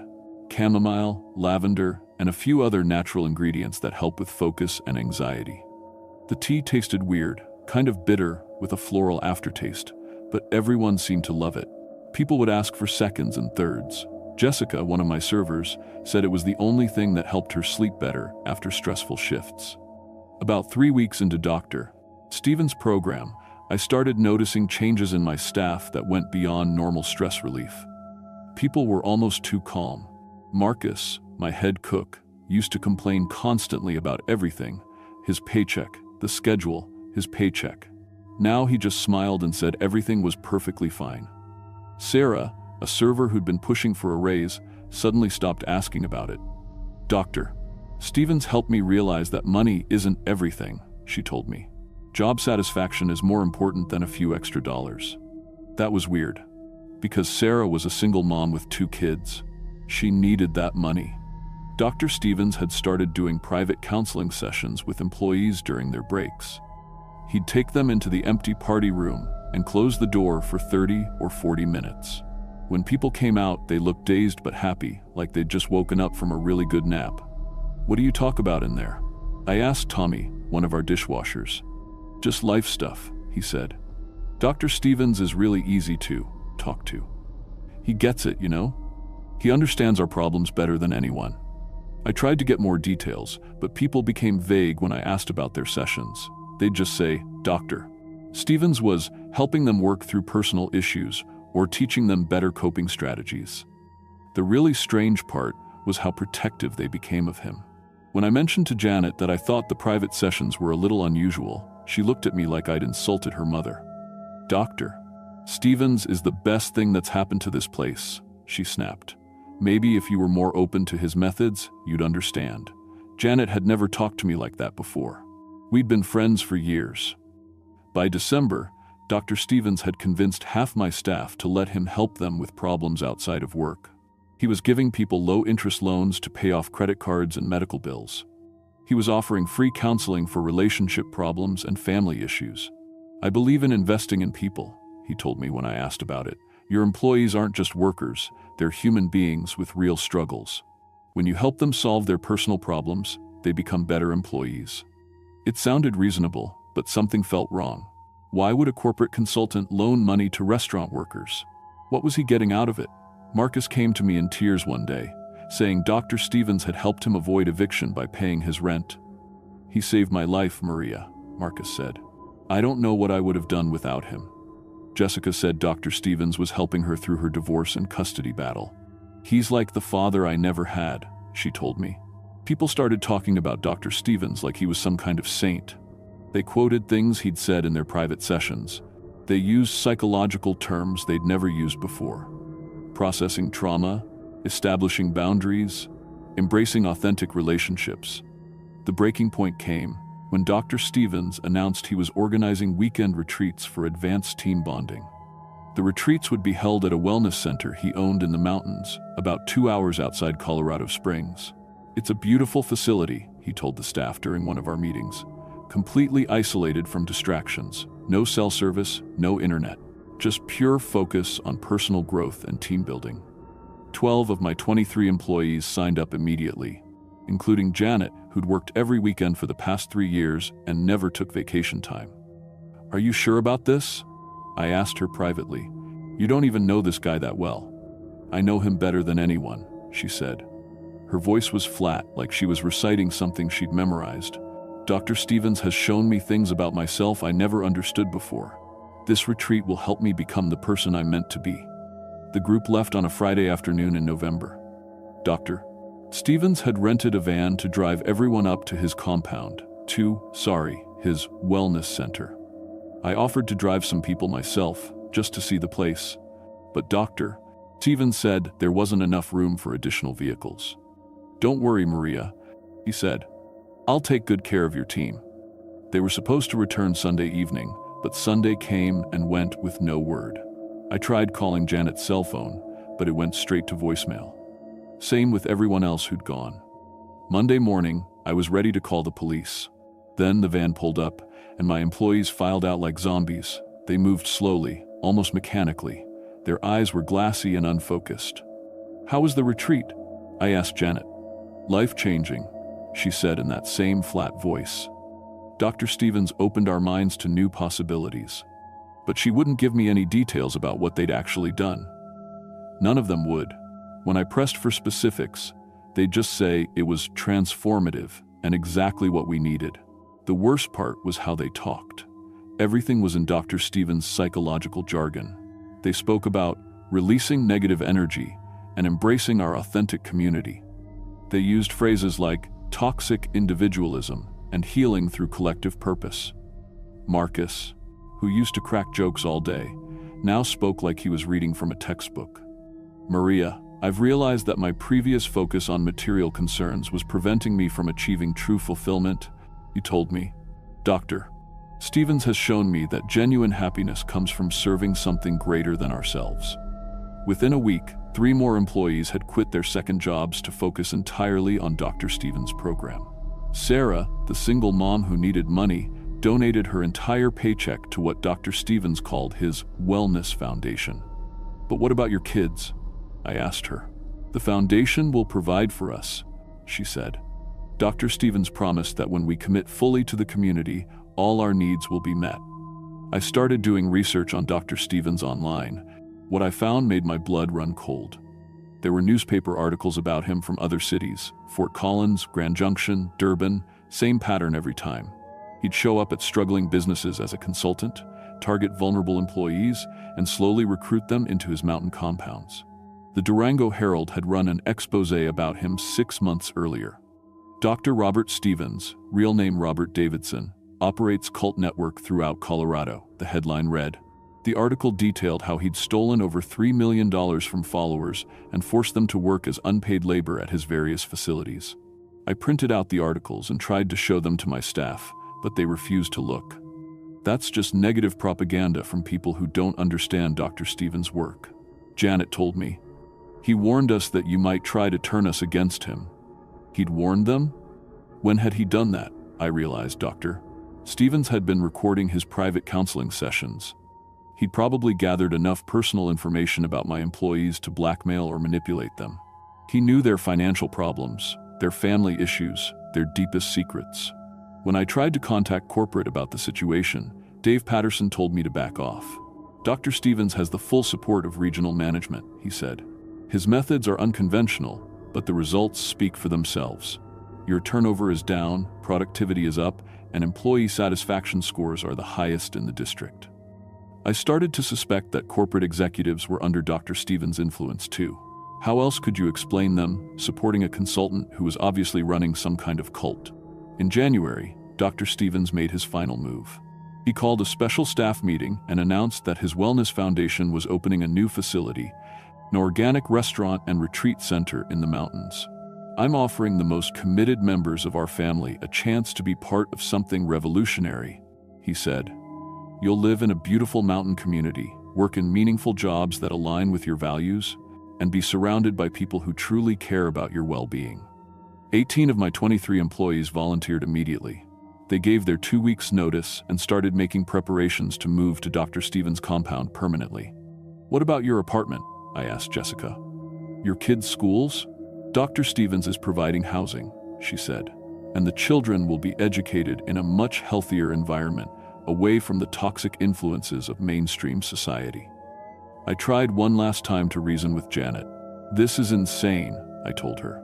You're giving up everything, your job, your apartment, your independence, for a man you've known for 3 months. Dr. Stevens has given me more support and understanding in 3 months than I've received in my entire life, she replied. He's shown me that the only way to achieve true happiness is to surrender my ego and serve the greater good. Within 2 weeks, my entire staff was gone. Every single person who'd participated in Dr. Stevens' program had quit to join his cult. I was left with an empty restaurant and no way to explain to corporate what had happened. I couldn't let it go. I knew Dr. Stevens was destroying lives, and I had to do something about it. I started secretly recording conversations with the few employees who hadn't been fully recruited yet. I documented everything: the private counseling sessions, the weird herbal tea, the weekend retreats, the loans, and financial manipulation. I also discovered that Dr. Stevens' tea contained more than just chamomile and lavender. A lab analysis showed traces of scopolamine, HO, a drug that increases suggestibility and makes people more compliant. He'd been literally drugging my employees. I took my evidence to the FBI's Denver field office. Agent Sarah Chen specialized in cult investigations, and she'd been tracking Dr. Stevens for 2 years. We've been trying to build a case against him, she told me, but it's hard to get evidence when all his victims are protecting him. Your documentation could be exactly what we need. The federal investigation took 6 months. When they finally raided Dr. Stevens' compounds in August 2024, they found over 400 people living in conditions that could only be described as slavery. Former restaurant workers, retail employees, office staff, and media, all of them had been recruited through fake corporate wellness programs. Dr. Stevens had stolen more than $8 million from his followers' bank accounts. He'd forced them to work 16-hour days in dangerous conditions, with no pay and minimal food. Many of the people they rescued required months of psychological deprogramming to break free from his control. Dr. Stevens was sentenced to 40 years in federal prison for fraud, human trafficking, and operating a criminal enterprise. Dozens of his victims testified about how he destroyed their lives and separated them from their families. I testified about his methods, how he used corporate wellness programs to identify vulnerable employees, how he gradually isolated them from friends and family, how he used drugs and psychological manipulation to control them. My testimony led to new federal regulations requiring background checks for workplace psychological consultants. Companies now have to verify credentials and report any consultant who requests private access to employees' personal information. I left the restaurant industry after everything that happened. I couldn't trust corporate consultants anymore, couldn't look at team-building exercises the same way. Now I work with cult recovery organizations, helping other managers identify recruitment tactics in their workplaces. The scary thing is how normal it all seemed at first. Dr. Stevens wasn't some wild-eyed fanatic. He was a charming, professional man with impressive credentials and corporate backing. He used our own desire to help our employees against us. Janet eventually contacted me after her rescue. She'd lost her apartment, her savings, and almost 2 years of her life. But she was one of the lucky ones. Some people never fully recovered from what Dr. Stevens did to them. If you're a manager and someone from corporate wants to bring in a consultant for employee wellness or team building, ask questions. Verify their credentials independently. Never allow private counseling sessions or off-site retreats without proper oversight. Because sometimes the person offering to fix your workplace problems isn't there to help. They're there to take everything you've worked for, including the people you care about most.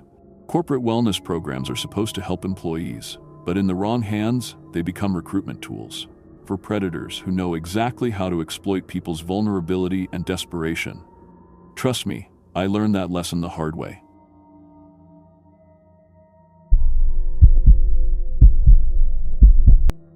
My name is Kevin Martinez, and I've been a park ranger for 8 years. I started working for the National Park Service right after college, and I've seen pretty much everything you'd expect in this job. Bear encounters, lost hikers, flash floods, rock slides, you name it. I've pulled people out of situations they never should have survived, and I've had to deliver news that no family wants to hear. But what happened during my summer assignment at Glenwood Canyon in Colorado changed everything I thought I knew about the wilderness. There are things living in those deep places that we were never meant to find. It was May 2019 when I got assigned to Glenwood Canyon for the summer season.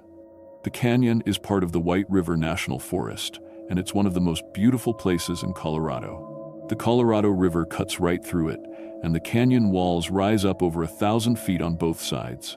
My job was pretty straightforward: monitor the hiking trails, help lost tourists, and keep an eye on the wildlife. The ranger station sat right at the mouth of the canyon, a small building with Park Service green walls and a radio tower.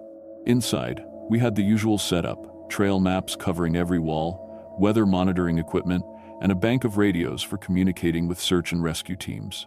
My supervisor, Tom Bradley, had been working this area for 23 years. He knew every trail, every cliff face, every dangerous spot where tourists like to take stupid risks.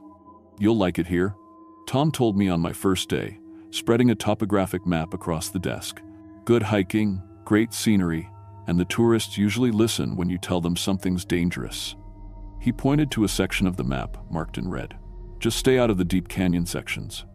That's where people get into trouble." I spent the first week learning the trail system. The main hiking paths were well maintained and clearly marked, but there were dozens of unofficial routes that wandered off into the canyon's side channels. Some led to beautiful viewpoints. Others led to dead ends and sheer drops. My job was to know them all. The equipment was standard Park Service issue.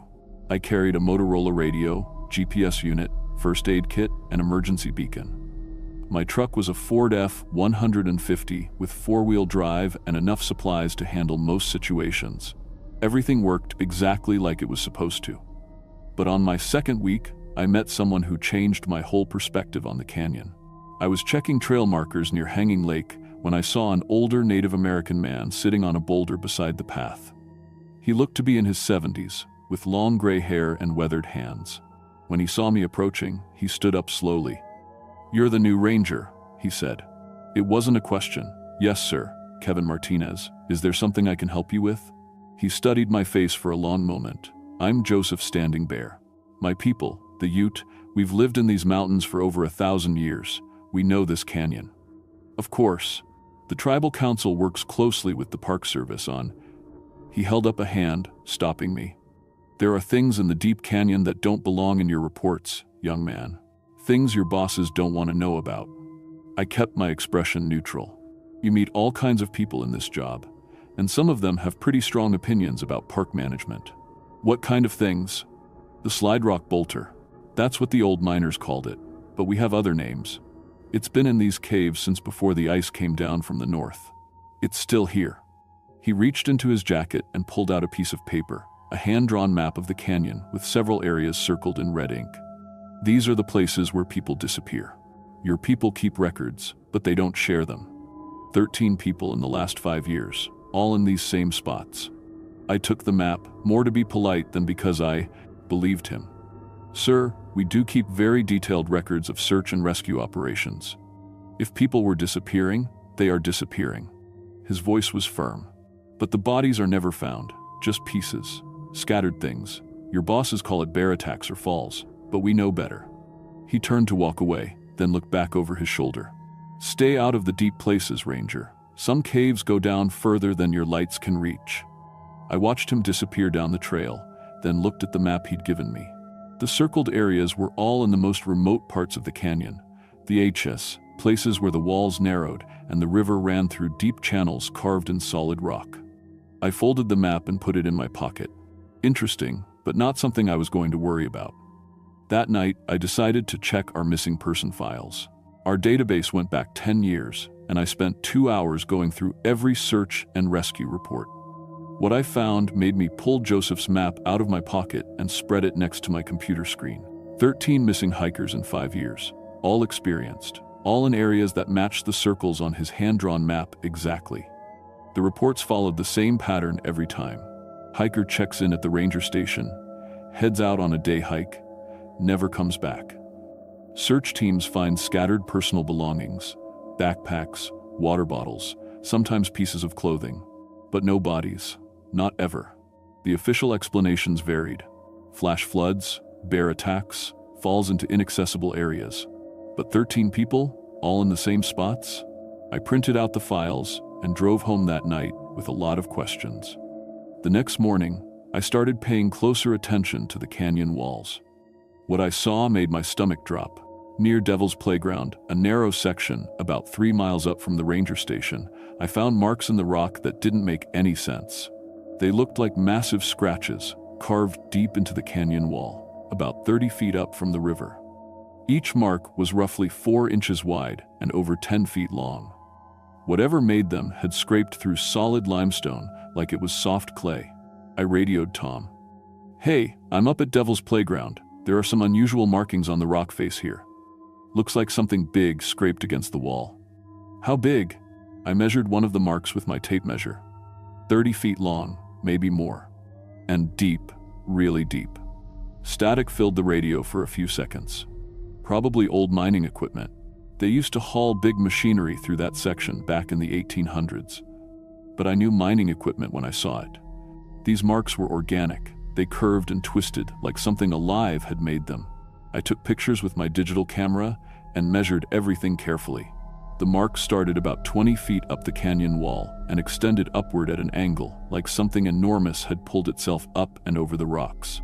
That afternoon, I talked to some of the regular climbers who used the canyon. These were serious people, mountain guides and rescue volunteers who knew every cliff face in the area. "Oh yeah," said Maria Santos, a climbing instructor from Aspen. "We've all seen those marks. There are more of them further up the canyon, way more." "Any idea what made them?" She exchanged looks with her climbing partner. "We don't really talk about it, but..." She lowered her voice. "Sometimes when we're climbing the deep sections, you get this feeling like something's watching you. Something big. My partner Dave swears he saw something moving in the shadows between the rocks last month. Something that was way too big to be any animal we know about." Dave nodded. "It was at least 100 feet long, thick as a tree trunk. Moved like a snake, but no snake gets that big. Not in Colorado." I felt cold despite the warm afternoon Sunday. "Did you report it? To who?" "The Park Service doesn't want to hear about stuff like that. Bad for tourism." That evening, I set up trail cameras at 3 different locations along the canyon. High-end units with night vision and motion sensors. If there was something big moving around out there, I was going to get proof. 3 days later, I checked the cameras. The first 2 showed normal wildlife. Deer, a few black bears, some mountain goats. But the third camera, positioned near the deepest part of the canyon, had captured something that made my hands shake as I watched the footage. At 2:47 a.m., the motion sensor triggered. The infrared image showed rocks and shadows, and then something massive moved across the frame. It was thick and serpentine, easily 8 feet in diameter. The creature moved with fluid grace between boulders that would have blocked any normal animal. In the brief seconds it was visible, I could see that it was much, much longer than the camera's field of view. I watched the footage 17 times. Each time I noticed new details. Scales that reflected the infrared light. A head that was triangular and definitely reptilian. Eyes that glowed like reflectors when they caught the camera's beam. I saved the footage to 3 different memory cards and drove straight to the ranger station. "Tom, you need to see this." I loaded the footage on the station computer and played it for him. He watched in silence, his face getting paler with each replay. "Where did you get this?" "Trail camera number 7, up near Dead Man's Gulch." He ejected the memory card and slipped it into his desk drawer. "This equipment must be malfunctioning. These cameras sometimes pick up false images when the sensors get dirty." "Tom, that's not a false image. That's nothing." His voice was sharp. "Equipment malfunction. I'm confiscating this memory card for inspection." "And Kevin? You don't discuss this with anyone. Not the other rangers, not the climbers, not anyone." I stared at him. "Are you serious?" "Dead serious. This conversation never happened." That night, I went home and uploaded the backup footage to my personal computer. Whatever was in that canyon, the Park Service didn't want people to know about it, which meant they already knew exactly what it was. Spent the next week researching everything I could find about Glenwood Canyon's history. What I discovered was a pattern of encounters going back over 150 years. Mining records from the 1,870 seconds mentioned workers being taken by the mountain snake. Railroad construction logs from the 1,880 seconds described something in the deep tunnels that shouldn't be there. Even the original surveying reports from the 1,860 seconds included warnings about large serpents in the canyon caves. Every reference described the same thing, a massive snake-like creature, living in the deepest parts of the canyon's cave system. The Native American oral histories that I found online were even more detailed. They called it by different names, but the descriptions were identical. An ancient creature that had lived in the mountains since before humans arrived. Something that was territorial and dangerous. I also found classified reports buried in the Park Service database. You needed special access to read them, but I'd helped the IT department with some computer problems the year before, and they'd given me administrative passwords that still worked. The reports went back to 1952. Dozens of encounters, sightings by park rangers, search and rescue teams, even geologists working for the government. Every report ended the same way: classified, no further action required, do not discuss with unauthorized personnel. The most recent report was from 2003. A ranger named Bill Hawkins had been investigating missing hikers when he encountered what he described as a serpent over 120 feet in length with a body diameter of approximately 10 feet. His report included photographs, measurements, and a detailed map of a cave system that connected to underground waterways throughout the canyon. Bill Hawkins had been transferred to a desk job in Washington, D.C. 2 weeks after filing his report, the photographs were missing from the database. I was starting to understand why Tom had confiscated my footage. The Park Service had been covering this up for decades, but I couldn't let it go. People were disappearing, and I had a responsibility to figure out what was happening to them. I decided to investigate the cave system that Bill Hawkins had mapped. According to his coordinates, the main entrance was in a section called Devil's Throat, about 5 miles up the canyon from the ranger station. I waited until my day off, then hiked up to the area with full cave exploration gear, headlamps, rope, emergency radio, and enough supplies for 6 hours underground. The entrance was exactly where Hawkins had said it would be, hidden behind a rockfall that looked natural but had clearly been arranged to block the opening. It took me an hour to move enough rocks to squeeze through. The cave entrance was massive, easily 20 feet high and 30 feet wide. My headlamp beam disappeared into the darkness beyond. The tunnel sloped downward at a steep angle, and the walls were smooth limestone carved by millions of years of water flow. But there were other marks too, deep grooves in the rock that matched the scratches I'd found on the canyon walls. Something big had been using this tunnel regularly. I followed the tunnel for about half a mile before it opened into an enormous cavern. My headlamp couldn't reach the ceiling or the far walls. The sound of running water echoed from somewhere in the darkness ahead. That's when I found the bones. They were scattered across the cavern floor in piles. Human bones mixed with the remains of deer, elk, and other large animals. But the bone damage was unlike anything I'd ever seen in my training. They were crushed, but not by teeth. The damage looked like they'd been squeezed by something incredibly powerful. I was photographing the bone piles when I heard the sound. It started as a low rumble, like distant thunder. But it was coming from deeper in the cave system, and it was getting closer. The sound had a rhythm to it, like something enormous breathing. My radio crackled. "Kevin? Kevin, do you copy?" It was Tom's voice. I keyed the mic. "I'm here." "Where are you? You're supposed to be off duty today." The rumbling sound was getting louder. I could feel it in the cave floor now, a vibration that made loose rocks rattle. "I'm hiking, up near Devil's Throat. Get out of there. Now."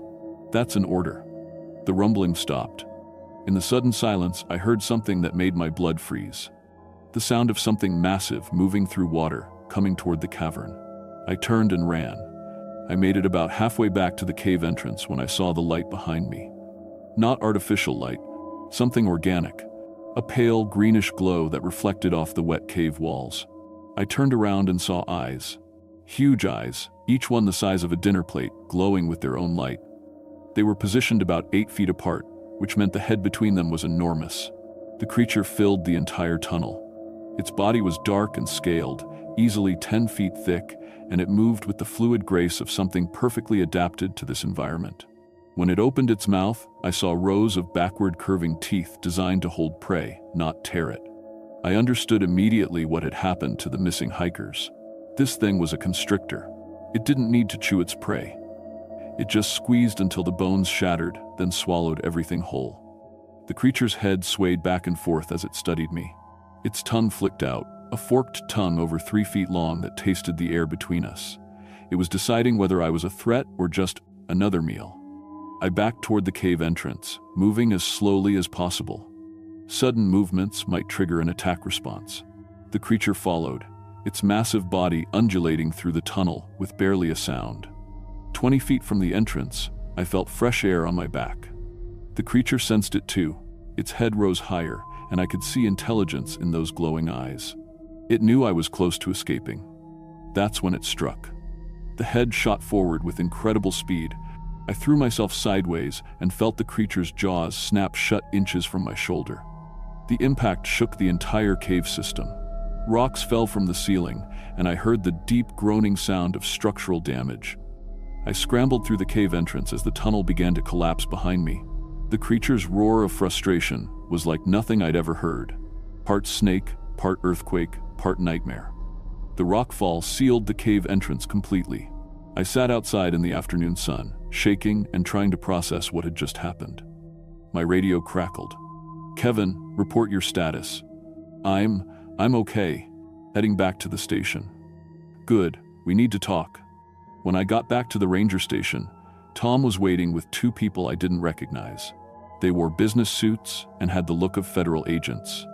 "These are investigators from the Department of Interior," Tom said.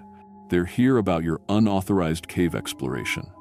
One of the agents, a woman with gray hair and cold eyes, stepped forward. Mr. Martinez, you accessed a restricted area without permission. You also removed classified materials from Park Service databases. I was investigating missing persons cases. People have a right to know. People have a right to feel safe in our national parks. The other agent interrupted. Your actions today could have compromised that safety.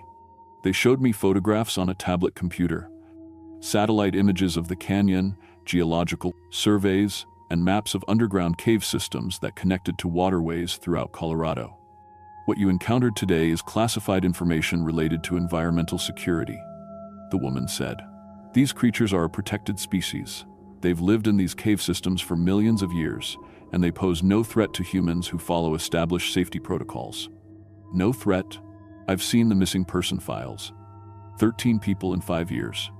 13 people who ignored clearly posted warning signs and entered restricted areas, she said. The creatures are territorial, but they don't surface unless their habitat is disturbed. They explained that there were 12 known specimens living in cave systems throughout the Colorado Rockies. Government geologists had been monitoring them since the 1952. Mining companies had agreements to avoid their territories. The Park Service quietly managed access to areas where they might surface. Your footage and photographs will be classified, Tom said. Your report will state that you experienced altitude sickness and hallucinations during your off-duty hike. You'll be transferred to a new assignment next week. And if I refuse? The gray-haired agent smiled. Mr. Martinez, you signed a federal oath when you became a park ranger. Breaking that oath is a felony. These creatures are protected under the Endangered Species Act and several classified environmental security statutes. Revealing their existence to unauthorized persons would violate at least 6 federal laws. They were right, I had signed that oath, and despite everything, part of me understood their position. If people knew that 100-foot serpents lived in Colorado's caves, tourism would collapse, panic would spread, the creatures would be hunted to extinction. But people were dying. The missing hikers, I said, their families deserve to know what happened. Their families have been told that their loved ones died in climbing accidents, the woman said. They've received appropriate compensation and counseling services. The truth would only cause additional pain. I was transferred to Rocky Mountain National Park the following week. My personnel file listed the reason as career advancement opportunity. My footage and photographs disappeared from all Park Service databases. I spent 6 months trying to convince myself that the agents were right. The creatures were ancient and territorial. If people stayed in designated areas, they were safe. The missing hikers had all ignored warning signs and entered restricted zones. But I couldn't stop researching. I found similar encounters throughout the Rocky Mountains. Government geologists had documented the creatures in cave systems from New Mexico to Montana. Mining operations had been quietly rerouted to avoid their territories since the 1800s. Several abandoned mining towns existed because workers had encountered the serpents and fled. The creatures weren't just in Colorado. They were an entire unknown species that had survived in North America's deep cave systems for millions of years. Climate change was forcing them closer to the surface. As underground water tables shifted, more encounters were inevitable. I tried to publish my research through cryptozoology journals, but within days of submitting articles, I received threatening phone calls from people who knew details about my family and my new job that they shouldn't have known. 2 of my research partners died in hiking accidents over the following year. Both were experienced outdoorsmen who never should have made the mistakes that killed them. I realized that the government wasn't just protecting the creatures, they were protecting the entire cover-up. Too many people had careers and reputations invested in keeping this secret. I went into hiding and continued documenting encounters across the Rocky Mountain region. My research suggested that the creatures had killed over 200 people since 1850, but the deaths were always explained as natural accidents or bear attacks. In 2021, I received a message from a geologist named Dr. Sarah Chen, who had been studying underground waterways in Colorado. She claimed to have found evidence of something even larger than the slide rock bolter living in the deepest caves beneath Black Canyon of the Gunnison. We arranged to meet at a remote campground near the canyon. Dr. Chen showed me sonar readings from cave systems over 2,000 feet underground. The readings showed something moving that was over 300 feet long. The slide rock bolter might not be the top predator, she said. These sonar signatures suggest there's something down there that's 3 times larger. We decided to investigate together. I had the cave exploration experience, and she had the scientific equipment to document whatever we found. That was 3 months ago. Dr. Chen and I hiked into Black Canyon on a Tuesday morning in September. We never came back out. They found my journal 2 weeks later, abandoned at our final campsite.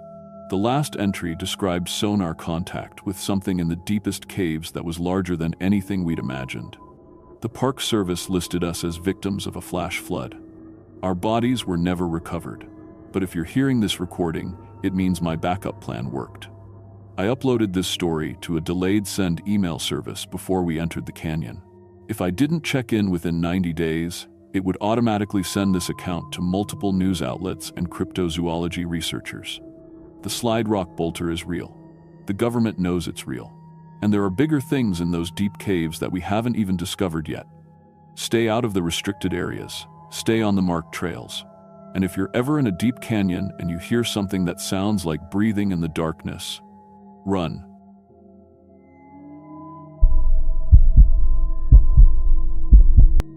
My name is Mike Henderson, and I've been a cave guide and spelunker for 12 years. I work in southeastern Colorado, leading advanced tours through some of the deepest cave systems in North America. I've crawled through passages so narrow you have to exhale to fit through, rappelled down pits over 300 feet deep, and spent weeks mapping underground networks that nobody else even knew existed. I've seen plenty of weird stuff down there, cave formations that look like faces, underground lakes that go deeper than anyone can measure, and animal bones that are way older than they should be. But what I found near the New Mexico border last spring changed everything I thought I knew about what lives beneath our feet.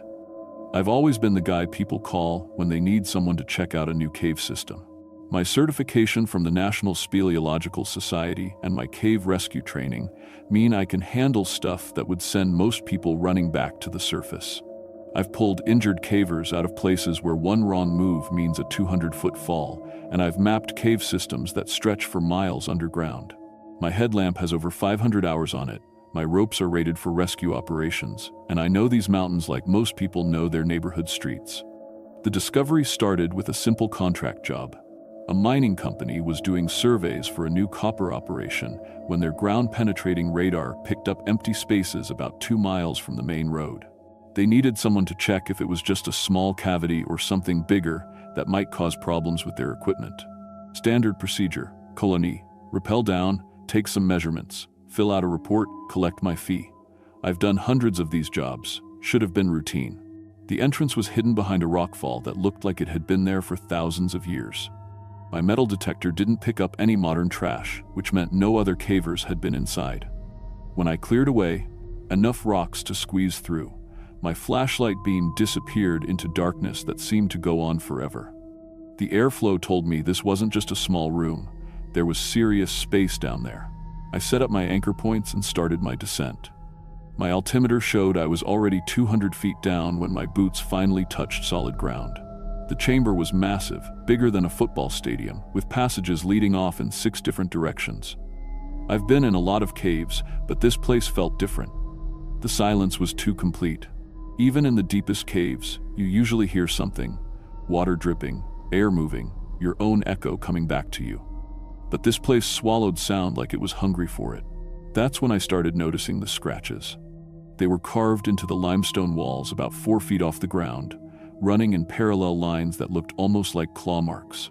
But they were way too big for any animal I knew about. Bear claws might leave marks an inch or 2 long. These scratches were 8 to 10 inches, gouged deep into rock that was hard enough to break steel tools. And they were fresh.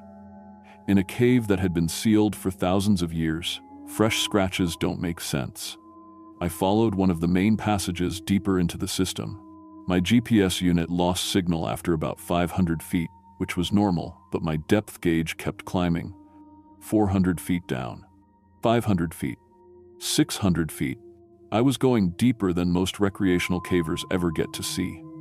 The passage was wide enough for 2 people to walk side by side, with a ceiling that disappeared into darkness above my headlamp beam. That's when I heard the clicking. At first, I thought it was my equipment, maybe my carabiner hitting my helmet or my rope rubbing against the rock.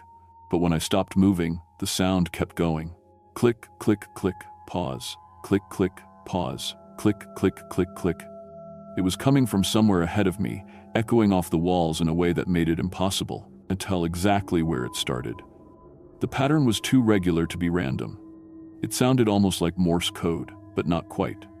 More like someone tapping out a rhythm with their fingernails on a hard surface, or something with claws tapping against stone.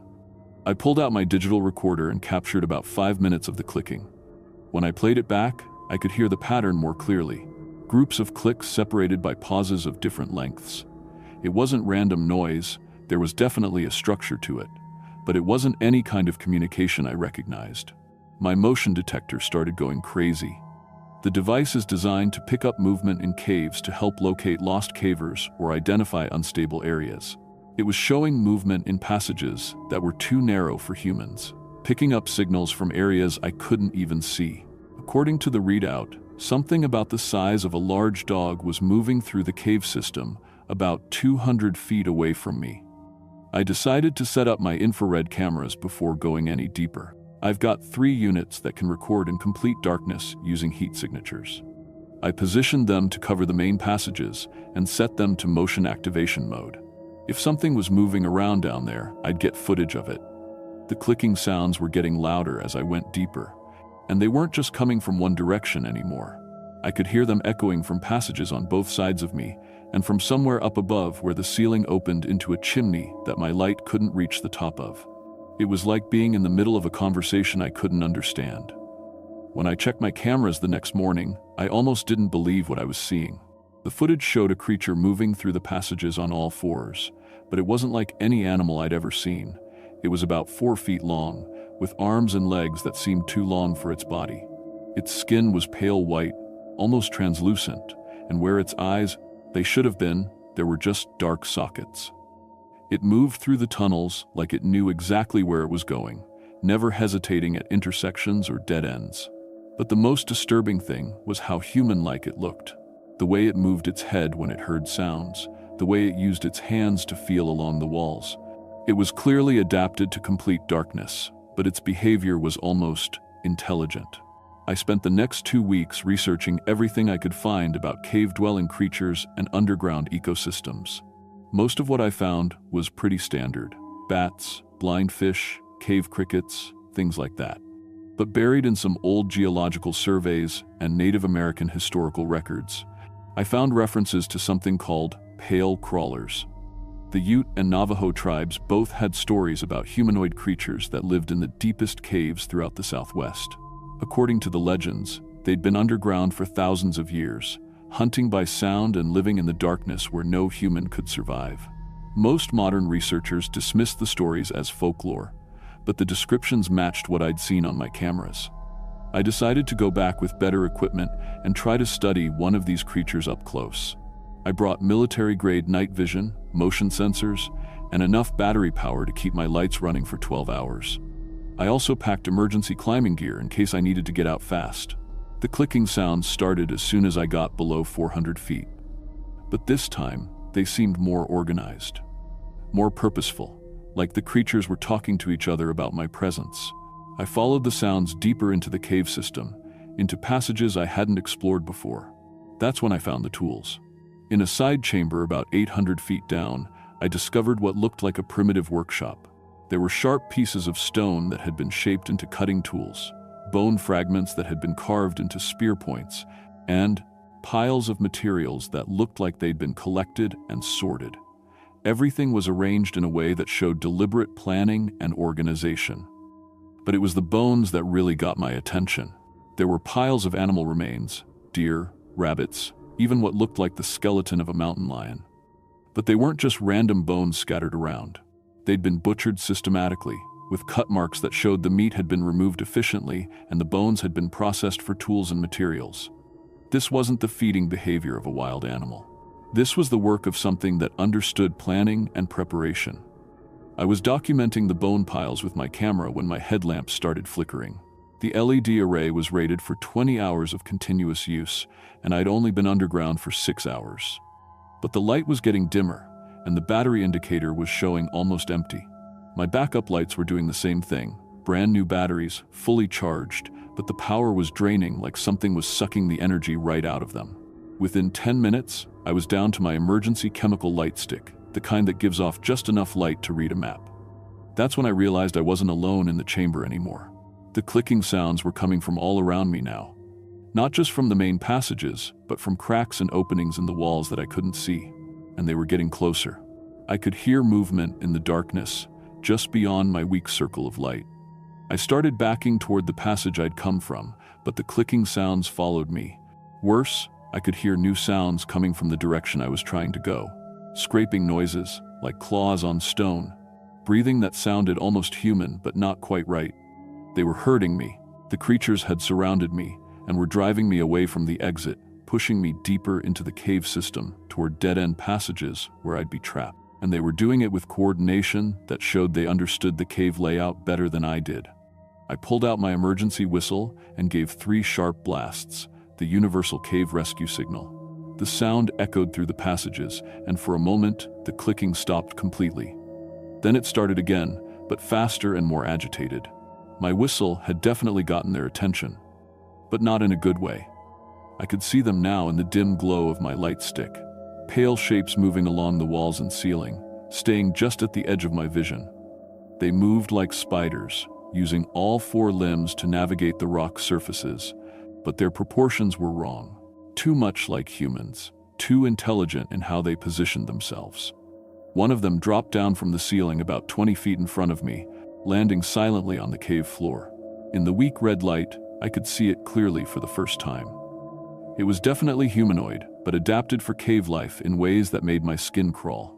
Its limbs were elongated and thin, its fingers ended in claws that looked perfect for gripping rock, and its skin was so pale it was almost transparent. Where its eyes should have been, there were just dark holes that seemed to absorb light. But the worst part was its face. It was human enough that I could recognize expressions, and it was looking at me with what I can only describe as curiosity. It tilted its head the same way a person might when trying to figure out a puzzle. It made a soft clicking sound, and I heard answers from the darkness around me. They were definitely communicating about me, discussing what to do with the strange surface dweller who'd invaded their territory. I slowly reached for my climbing harness, trying to access my emergency ascender without making any sudden movements. If I could get to a vertical passage, I might be able to climb faster than they could follow. But as soon as I moved, the creature in front of me made a sharp, hissing sound, and I could hear movement from all directions. They'd been watching me long enough to understand what my equipment was for. The creature stepped closer, and I could see that it was carrying something. A piece of shaped stone that looked like it had been worked into a cutting tool. Its grip on the tool was too sophisticated, too much like how a human would hold a knife. That's when my emergency light stick died. Complete darkness. The kind of absolute black that makes you feel like you're drowning in emptiness. But I could still hear them moving around me, clicking to each other in their strange language. And I realized that darkness was their element, not mine. Down here, they had every advantage. I did the only thing I could think of. I activated the emergency strobe on my helmet, a high-intensity LED that flashes bright white light for search and rescue operations. The sudden, blazing light sent the creatures scrambling backward with sounds that were almost like screams. They retreated into the side passages, and I could hear them clicking frantically to each other from the safety of the darkness. The strobe was working, but I knew it would only last about an hour before the battery died. I ran. I followed my rope back through the passages, using the strobe to navigate and keep the creatures at bay. They followed me, staying just outside the range of the light, but I could hear them moving through parallel passages and side tunnels. They knew the cave system well enough to track my progress and predict where I was going. When I finally reached the main chamber and started my ascent to the surface, I could see pale shapes gathered at the bottom of the pit, watching me climb. They didn't try to follow me up the rope, but they didn't leave either. They just waited and watched until I disappeared through the entrance.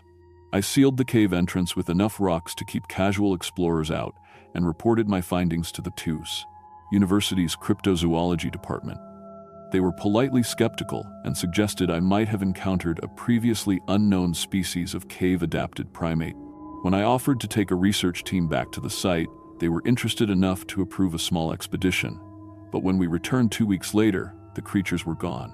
The workshop area had been cleared out completely. The bone piles were gone, the tools were missing, and even the scratch marks on the walls had been covered over with mud and debris. It was like they'd erased every trace of their presence before moving deeper into the cave system.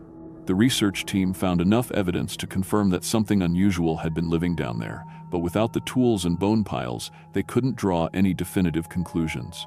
The official report listed the findings as consistent with unknown cave-dwelling fauna and recommended further study. But further study never happened. 3 months later, I got a visit from 2 men in dark suits who claimed to be from the Department of the Interior. They had paperwork showing that the cave system was being classified as a protected archaeological site and would be permanently closed to public access. They also had non-disclosure agreements for me to sign, along with what they called consulting fees, that were large enough to cover my income for the next 2 years.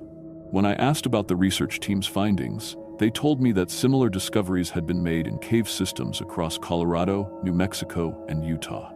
Government scientists were studying what they believed to be a previously unknown branch of human evolution that had adapted to underground life over thousands of years.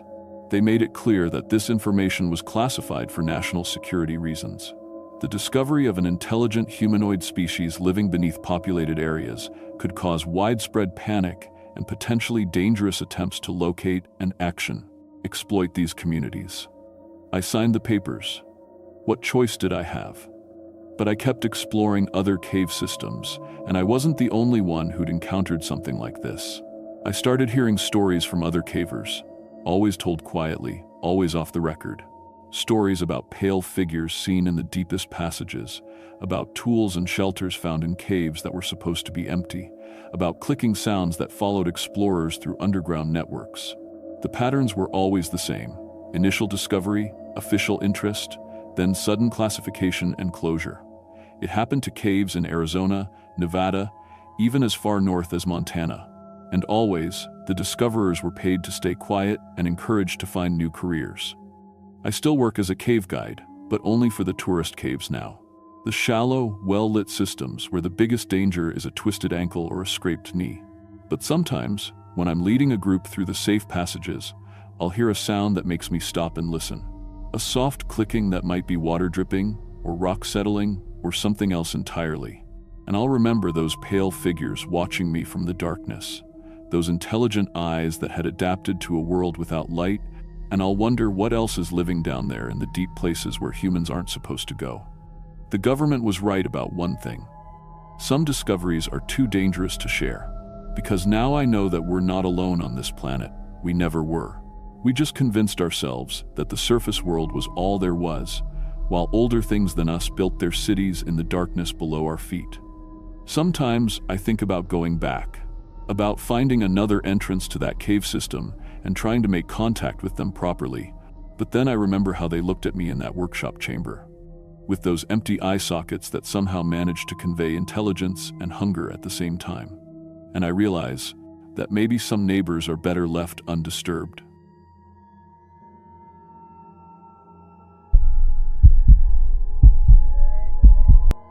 My name is Carlos Ramirez, and I've been driving 18-wheelers for 8 years now. Started when I was 21, right after my dad got killed in a head-on collision on I-25. Insurance money put me through CDL school, and I figured I'd honor his memory by keeping our family on the road. I've hauled over 1 million miles across Colorado, survived 3 winter storms that shut down I-70, and never missed a delivery deadline. I thought the worst thing that could happen to a trucker was mechanical failure or a jackknifed rig. I was wrong. What happened 6 months ago on Highway 285 didn't just change what I thought I knew about driving, it changed what I thought I knew about death itself. I learned that some accidents create wounds in reality that never heal, and some victims refuse to accept their fate no matter how many decades pass. The Colorado State Patrol has 47 unsolved disappearances along Highway 285 dating back to 1953. They'll tell you it's the isolation, the weather, the long stretches between towns. What they won't tell you is that every missing person was last seen near mile marker 127. And they won't tell you about the reports filed by truckers like me, reports that get buried in filing cabinets because no sane person believes them. But I'm going to tell you anyway, because what I experienced out there is still happening, and someone needs to warn people about what's waiting on that highway. Highway 285 cuts through some of the most isolated country in Colorado. It's a major freight route between Denver and Albuquerque, but most drivers avoid it if they can. The road has a reputation. Too many accidents, too many equipment failures, too many drivers who come back changed or don't come back at all. I'd been running this route twice a week for Southwest Freight Solutions for 6 months when the incident started. Usually hauling construction materials down to Santa Fe or bringing electronics back up to Colorado. Springs. The money was good because other drivers wouldn't take the assignment. Should have asked myself why. My truck's a 2018 Freightliner Cascadia with a sleeper cab, full GPS, Qualcomm communication system, and every safety device DOT requires. The company maintains their fleet perfectly because they can't afford accidents or breakdowns on remote routes. My driving record was spotless. Not even a parking ticket. The morning everything changed was a Tuesday in March. I was hauling solar panels from Pueblo down to an installation site near Española. Standard load, standard route, clear weather. Left the yard at 5 a.m. with a full tank and a fresh logbook. Everything by the book. Highway 285 gets lonely fast once you pass Alamosa. You might see another truck every 30 minutes, maybe a ranch pickup heading to town. Cell service dies around mile marker 120, and your CB picks up more static than chatter. The landscape turns into endless sagebrush and distant mountains that seem to watch you drive. That's why experienced drivers notice things that don't belong. When you run the same route twice a week, you memorize every landmark, every building, every place where hitchhikers usually stand. You develop patterns, instincts, survival habits for roads that can kill you if you're not paying attention. For 3 months, I'd been seeing the same woman at mile marker 127, always there on southbound runs, always in the same spot, always wearing a white dress that looked like it belonged in a museum. I figured she was local, maybe walking to work somewhere. Didn't think much about it until I realized she was there at different times of day, in different weather, always looking exactly the same. That should have been my first warning. The woman appeared normal from a distance, young, maybe early 20s, standing about 50 yards past mile marker 127. She'd hold out her thumb when she saw trucks coming, but unlike every other hitchhiker I'd ever have seen, she never looked desperate or tired or worried. She just smiled and waved like she was greeting old friends. Her dress bothered me from the beginning. Pure white, fitted at the waist, full skirt that fell to her knees, the kind of thing you'd wear to a formal dance in the 1,950 seconds. Her hair was done up in perfect victory rolls, and even from 70 miles per hour, I could see bright red lipstick that looked fresh as paint. The first time I saw her, I figured she was heading to some themed restaurant or historical reenactment. Colorado has plenty of tourist attractions that require period costumes. But the second time, 2 weeks later, she was wearing the exact same outfit. Same hairstyle, same makeup, same pleasant smile. By the fourth sighting, I started paying closer attention. I'd slow down when I approached mile 127, getting a better look through my passenger window. The dress wasn't just vintage, it was pristine. No wrinkles, no stains, no signs of wear, despite standing beside a highway where semis kick up dust and gravel. And she never looked hot or cold, no matter the weather. I saw her during a spring snowstorm, still in that sleeveless white dress, not even shivering. Saw her during a 90-degree day with zero shade, not sweating, not seeking shelter. I started asking other drivers about her on the CB. Keyed up around mile 125 and casually mentioned the woman in white. Got immediate responses from truckers I'd never met. Been seeing her since Christmas, said a driver named Pete. Pretty girl, but something ain't right about her. I've driven past her 12 times, added another voice. Never seen anyone pick her up. Makes you wonder where she goes at night. Sarah, a livestock hauler I knew from truck stops, had the most disturbing observation. Saw her last Tuesday at 6 a.m., then again on my return trip at 4 p.m. Same exact spot, same exact pose, like she hadn't moved in 10 hours. The more I learned, the more wrong. it became. Multiple drivers seeing her at impossible times, in impossible conditions, showing no signs of normal human needs. But the detail that made my blood run cold came from an old-timer named Frank, who'd been driving 285 for 20 years. "First saw that girl in 2003, he said over the CB. "Hasn't aged a day." The first real proof something was wrong came on a Thursday in April. I was making my usual run, came around the curve before mile 127, and there she was in the late afternoon Sunday. But this time, when I got close enough to see her clearly, I noticed something that made my hands tighten on the steering wheel. She wasn't casting a shadow. The sun was low, hitting the highway at a perfect angle that threw long shadows from every fence post, every mile marker, every piece of roadside debris. But where this woman stood, there was nothing. Just empty asphalt where her shadow should have been. I checked my passenger mirror as I passed, and my stomach dropped. In the reflection, the spot where she'd been standing looked completely empty, like there was nobody there at all. But I could still see her when I looked directly through my side window, waving goodbye with that same pleasant smile. That night at the truck stop, I couldn't eat dinner. Couldn't sleep either. Kept thinking about what I'd seen, trying to come up with logical explanations. Weird lighting angles, defective mirrors, fatigue hallucinations.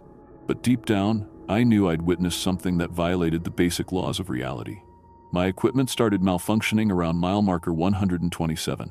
CB radio would go dead for exactly 2 minutes between mile 125 and 129, then crackle back to life with crystal clear reception. During those silent periods, I'd hear fragments of old music bleeding through the static. Big band songs from the 1940 seconds, voices talking about ration books and victory gardens and boys coming home from the war. The GPS went insane in that same stretch. Instead of showing Highway 285, it would display a completely different road configuration, narrower, with different landmarks, following a route that didn't match what I could see through my windshield. The timestamps would flicker between 2018 and 1953. My Qualcomm system started receiving messages that weren't meant for me, dispatch communications from companies that didn't exist, delivery instructions for addresses that had been demolished decades ago, route updates referencing highways that had been renamed before I was born. Other truckers reported identical problems. Equipment failures, impossible radio transmissions, navigation systems showing roads from the past. All concentrated around mile marker 127, all happening with increasing frequency. Then drivers started disappearing. First was Tommy Nguyen, an independent contractor who ran auto parts down to Phoenix. Last seen on Highway 285 near Alamosa, truck found 2 days later at mile marker 127 with the engine still running. No signs of struggle, no indication where Tommy had gone. His logbook showed he'd stopped to help a stranded motorist, but there was no evidence of another vehicle. 3 weeks later, Maria Santos vanished under identical circumstances. Experienced driver, perfect safety record, found her rig idling at mile marker 127 with the driver door open. Personal belongings still in the cab, wallet and phone untouched. State Patrol found no footprints, no tire tracks, nothing to indicate where she'd gone or why. The Colorado State Patrol started warning truckers to avoid stopping between mile 125 and 130 unless it was a genuine emergency.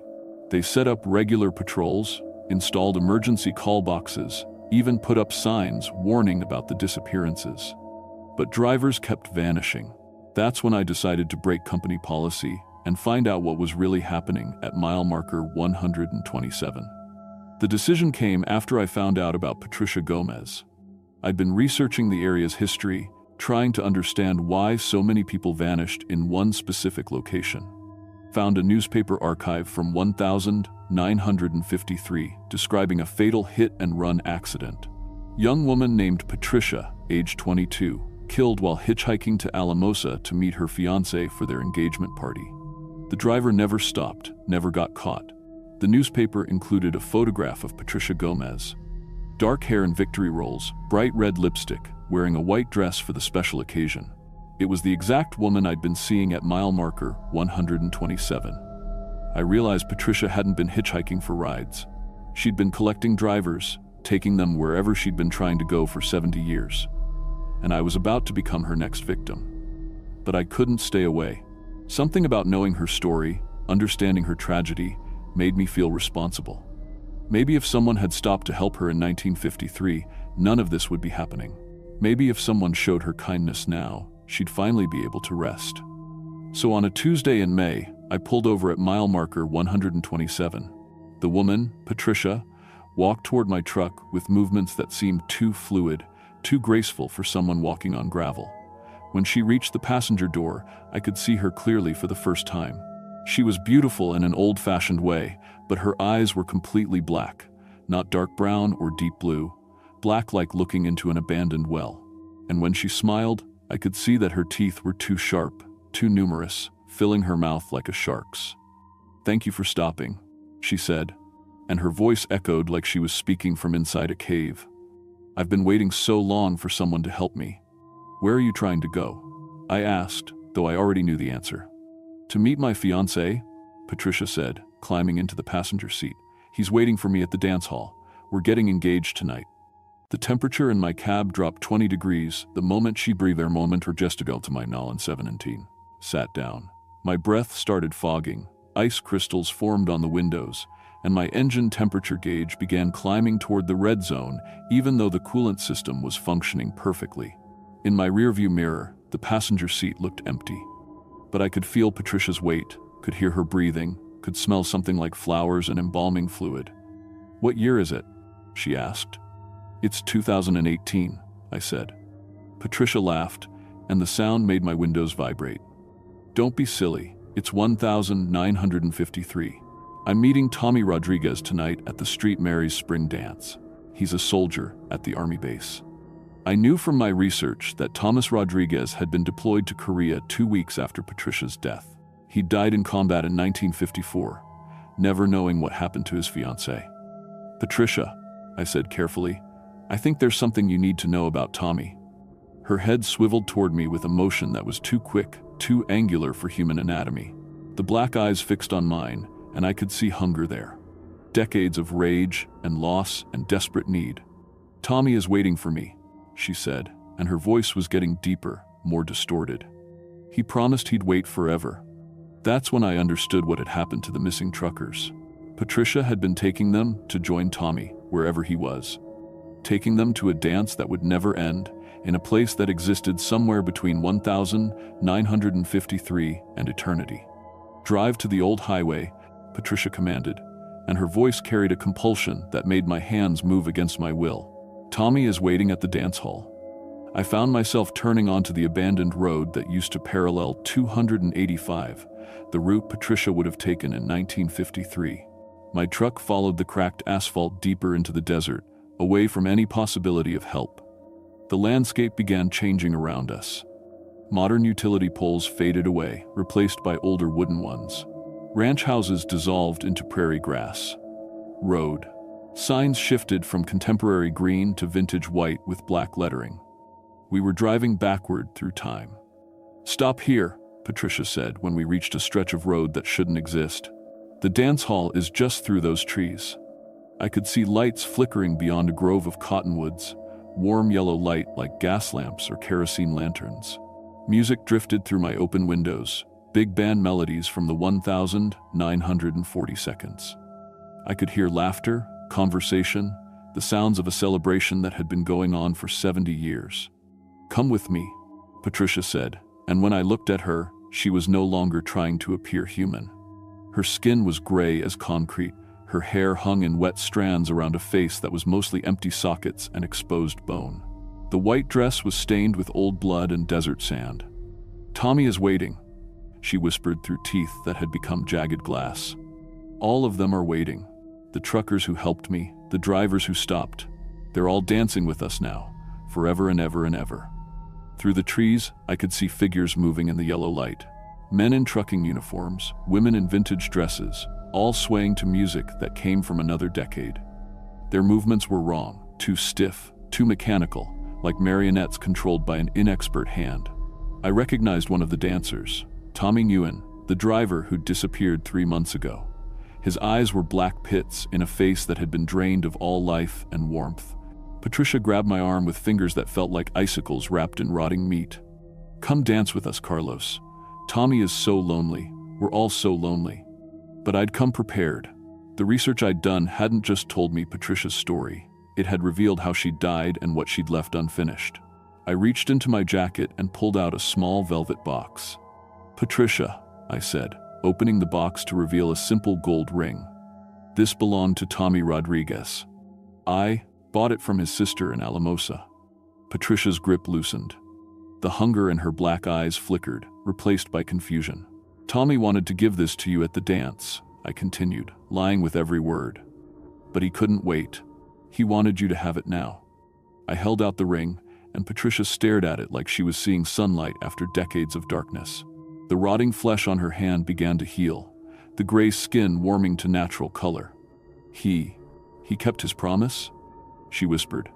"He kept his promise," I said. "But Patricia, he's not at the dance hall anymore. He's waiting for you somewhere else. Somewhere you can only go if you let the living stay with the living." Patricia took the ring with trembling fingers that were becoming solid, real, human again.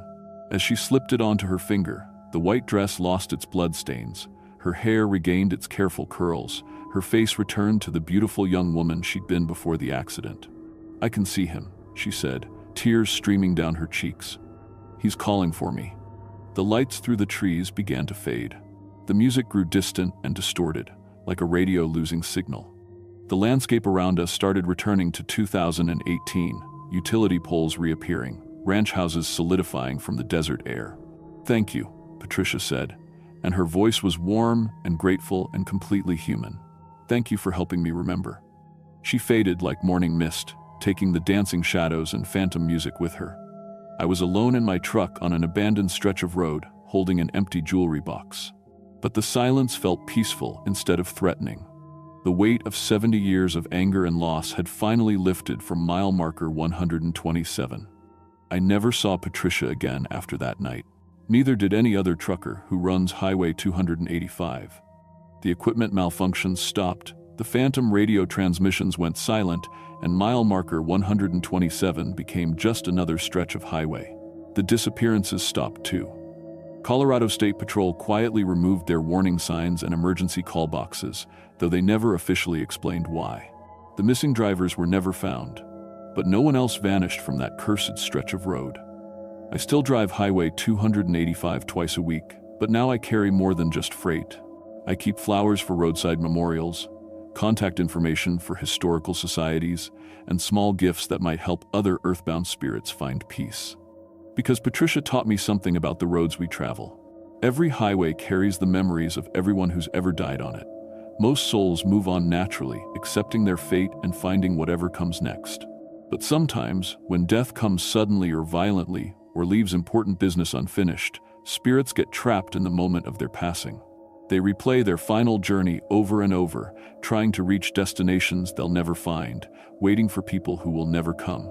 And sometimes, they get so desperate for company that they start taking the living with them. I've helped 7 other highway ghosts find peace since Patricia. Each one had a story, a tragedy, something that needed to be resolved before they could rest.